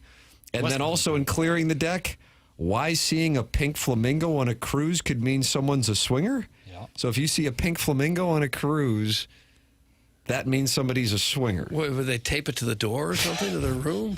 Or they just walk around with it? I think they're walking around with it. They walk around and just raise it up in the air? It's not very subtle. Well, the article includes, from Lad Bible, discussions of... Doug's disappointment when he got the source. The upside-down pineapple was always kind of the telltale sign, but I think there were some people who were wearing pineapples who were unaware of what that was signifying. And they were being approached? And I think that they're trying to find a little more unique thing to signal, hey, we like to play. And the pink flamingo, which also, I could see them running into similar issues. I don't know who's running the swinging commission. But you're saying somebody's walking around with a pink flamingo? I think on these cruises, that's kind of the play. Really? So if you're not looking for love on your trip, you might want to reconsider your choice of accessories. Adds a guy named Cody. What a source. And it made its way to our little newscast. Little newscast, he says. Yeah. So I saw that on Lad Bible. I was like, oh, it's kind of in our wheelhouse. Must be nice to be a dang old gajillionaire snob like Jackson. That's from Dougie V's BBL. You know what sucks is being labeled as like this ultra rich 0.1% and not having the money to like enjoy with it. It's like you get treated like crap and you don't have the money with it. Like it would be a lot easier to deal with win-win. this. If I had a trust fund, it would be a lot easier to deal with all this. It'd be really great. That'd be fine. Hey guys, have you seen the ticket prices for the Savannah Bananas at Busch Stadium? $350 for the cheapest one? That can't be a good look for the Cardinals, can it? That's from the Prince of Glendale. Well, that's got to be third. I was about to say, is that secondary market? Has to be. There's no. I don't know. They sold it out real quick, didn't they? There's a huge waiting list, I know, for tickets on them. But in fact, there's a lottery system just for the right to buy tickets. Yeah, secondary market right now. You're not getting in for less than $280. Jeez. $280. That's just for one ticket? Mm-hmm. Wow. Up in the 400s. You never see their games on TV. They probably ban cameras there so that they... No, they have cameras. They're shooting all their own stuff. I see little social tidbits. media clips, yeah. But never a full-blown game or anything on TV. Did they used to do that with the Globetrotters? Didn't they used to broadcast the Globetrotter games? Oh, yeah. And it would be like a real story on Wide World of Sports, right? With ESPN. Like they would have like Globetrotter highlights from that night. Oh, they didn't show the highlight. No, they would make Globetrotter shows. Got it. Okay. Yeah. How about this? I bought 5 tickets to the Savannah Bananas game at Busch Stadium for $200, and I sold them for $900 on StubHub. Whoa. Profit season. Big time. Looks like they were on ESPN2 on Saturday night. Ooh. Be curious to see what the numbers are on that whenever they get that pack. The Swing Haven board member says, Doug, the flamingo is definitely in play for the lifestyle. And then he sends in a picture of him and his wife on a cruise and wearing pink flamingos. What's on the wall behind them? Oh. It's tough to describe, but it's naked people swimming and engaging in heavy petting. Gosh. May I join you? That's what they're saying on this cruise? Sounds like there's a pink flamingo on the door. I think we got our Savannah Bananas tickets for like $60 per. That's from Kado. Nice. So that's a nice win. You're sitting on some gold there, though. Yeah, you might be able to flip it. That's what I'm telling you. So they did broadcast a whole game on ESPN on Saturday? It looks like it. They're on ESPN2 on Saturday night. Yeah. Hey, stupid! You could have gotten 5 tickets for less than that $350 you're talking about. That's from the 573. Oh, well, don't call him stupid. It's hurtful. Gary, come back. No, you. Huh. Well, I would go if I had tickets, but I'm not paying $350 to see that. Or much of anything else, really. Yeah, you don't have a desire to pay $350. What is something you'd pay $350? I'd Masters all day long. I'd probably be very lucky to only pay $350, actually. Yeah. And I think that might be where it starts and stops. Really? Yeah. World Cup final? Okay, I'd do that. Okay. But would the USA have to be in it, or anybody can be in it? Because that puts the man to the test. Because if the United States is in it, it's going to be way more than $350. If it's Netherlands versus France, are you there? If it's Netherlands versus the Republic, I'm there. But based France, on Irish football so far, whoa, are you taking a shot? Wouldn't say it's a world superpower in the world of soccer. Wow, another anti-Irish statement. Mizzou college football playoff game, I'd pay that for. Yeah, there you go. There's an answer. Even before the national championship. Yeah. Oh, I would prefer it to be on campus, even if it wasn't on Mizzou's campus. I paid about $100 last year, day of, and made that trip out for Tennessee, Ohio State. Was that at Buckeye Stadium? Mm-hmm. Yeah. That's the horseshoe. It's huge. Yeah. To everyone in that studio, I love you guys. You seriously make my mornings. Mostly Tim, but you're all great. Yeah. That's from the gerbil. That kind of reminded me of the ending of Hoosiers, Doug, where Coach Norman Dale, played by the late Gene Hackman, they pan in to the gymnasium right after the state championship where the coaches of the South Bend team were laughing as they lost. And they see a little kid playing basketball in that gymnasium with a picture of that Hickory team. And right at the end, Norman Dale says, I love you guys. That's what that gerbil text reminded me of. Oh, really? Was it? Okay. He's talking to Ollie. I thought it was kind of nauseating when he mentioned you above the rest of us. Ooh, that was you kind of like a little drop kick. Yeah, I have a new I noticed that. move. That's a Yeah. new move. You've been in percussion. You're a little classes. gentler when Chairman Kurt's sitting over there. When Martin's there, you really lay into it. Well, if I hit really- a really horrible one, y'all lay into it. Email in Design Air Heating and Cooling email today is next. We're giving away Adam Sandler tickets as the prize. Send your emails in. This is TMA 101 ESPN.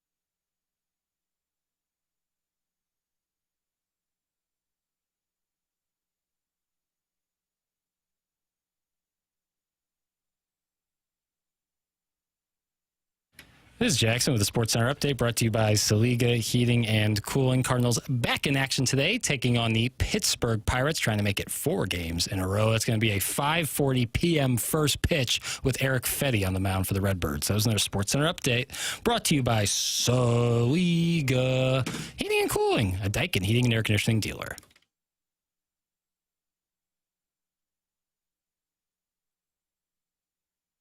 Welcome back. Big Design Air Heating and Cooling email of the day coming up with these Adam Sandler tickets on the line. And you can sign up right now at TMASTL.com to be the TMA listener of the month. You got 9 minutes left to do it.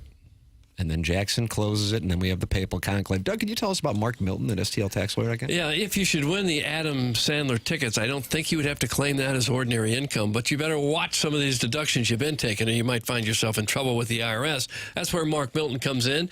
He can take on the godforsaken tax man for you. Maybe you've got years of unfiled tax returns or tax liens, bank levies, wage garnishments keeping you up at night, or you could be facing IRS criminal investigation, which is a major problem.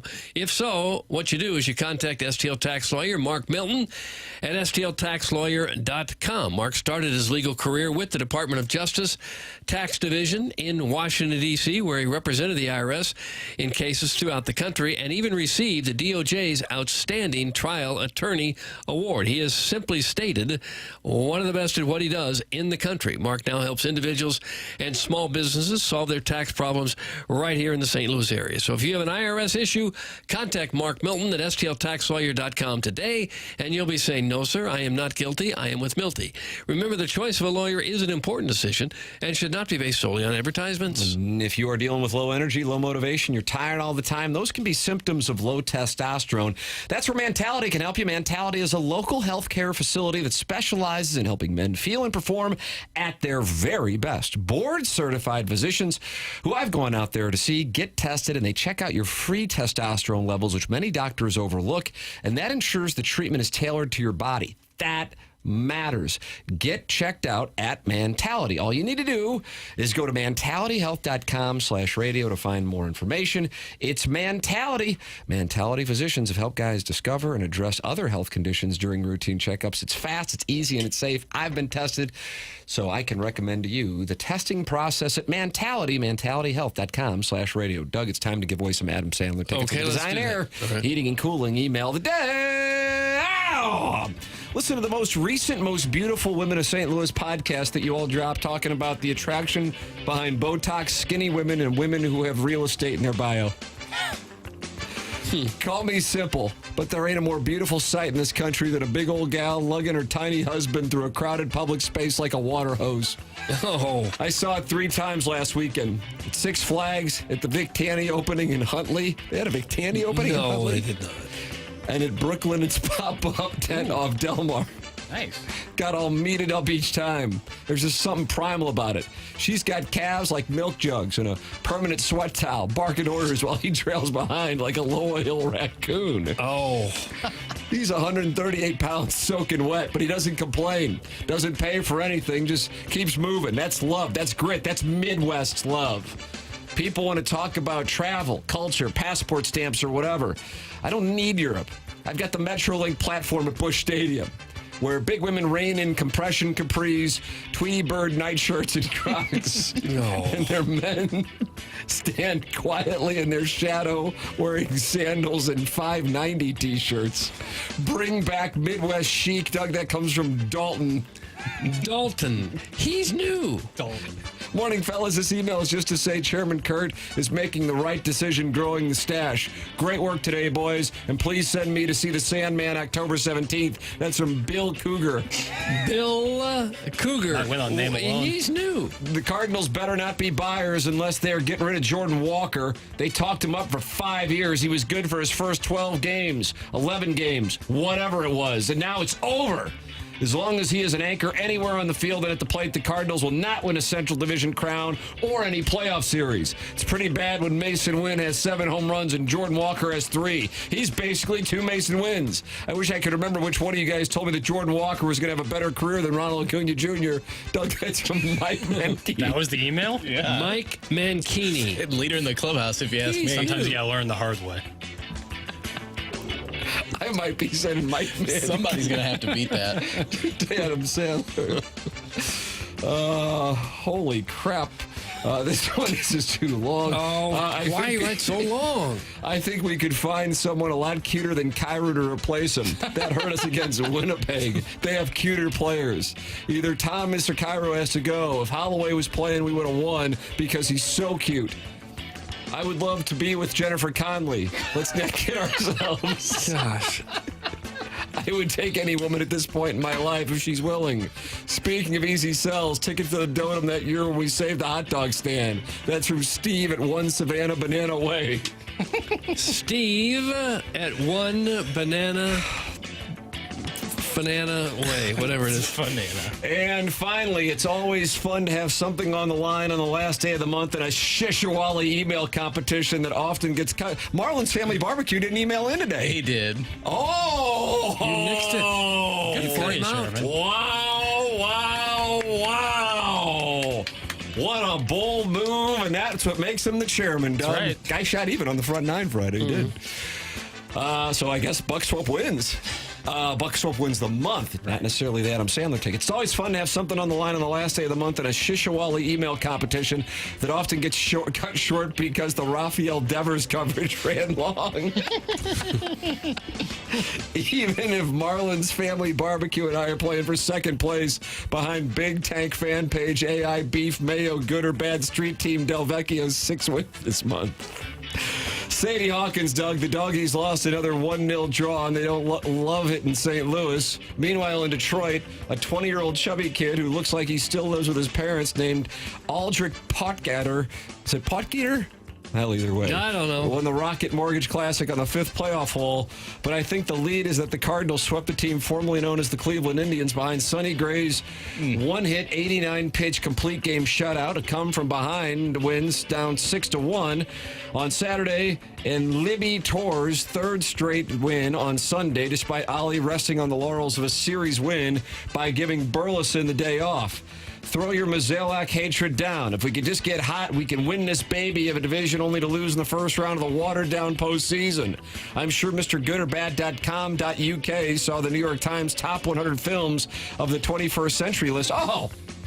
I haven't seen it yet. Oh, wow. I'll take a look after the program. And what came in at number 57? Best in Show. Yet we still never got Libby Jack's good or bad review of the Christopher Guest joint, despite the fact that Libby Jack was sent a copy of the picture on physical media 8 months ago. You like that term, physical media? I don't like it, I guess. Presumably because his hatred of dogs outweighs his love of cinema. That's from Buck Swope, DBA, the Recessed Ladies Press. And that's what we have! Buck Swope. For the Design Air Heating and Cooling email of the day. Who is going to see Adam Sandler on October 17th, Doug? You got the power. Okay, well, there were some good ones, and I thought the worst one is the one I liked the best, and that was Mike Mankini. I'm voting for Mike Mankini. I'm voting for Mike Mankini as well. Ridiculous. Dalton ran away with it. Give it to Mankini with it. I thought Dalton was the best. And therefore Dalton has won. Design Air Heating and Cooling. If Dalton can't go, we'll give him to Mankini. All right, Mike Mankini, Doug. If Dalton can't go, he's the first alternate. Yeah, with his take on Jordan Walker. Mike Mankini. All right, time for us to shut it down. And he didn't win. How did he not win? Dalton out of every email. He's first alternate. So. That is BK and Ferrario coming up next. For Jackson Burkett, for Chairman Kurt, for Martin Kilcoyne, for my brother Kevin, for Douglas Sullivan, Vaughn, to McKernan. This has been TMA, presented to you by Brown and Crouppen on 101 ESPN.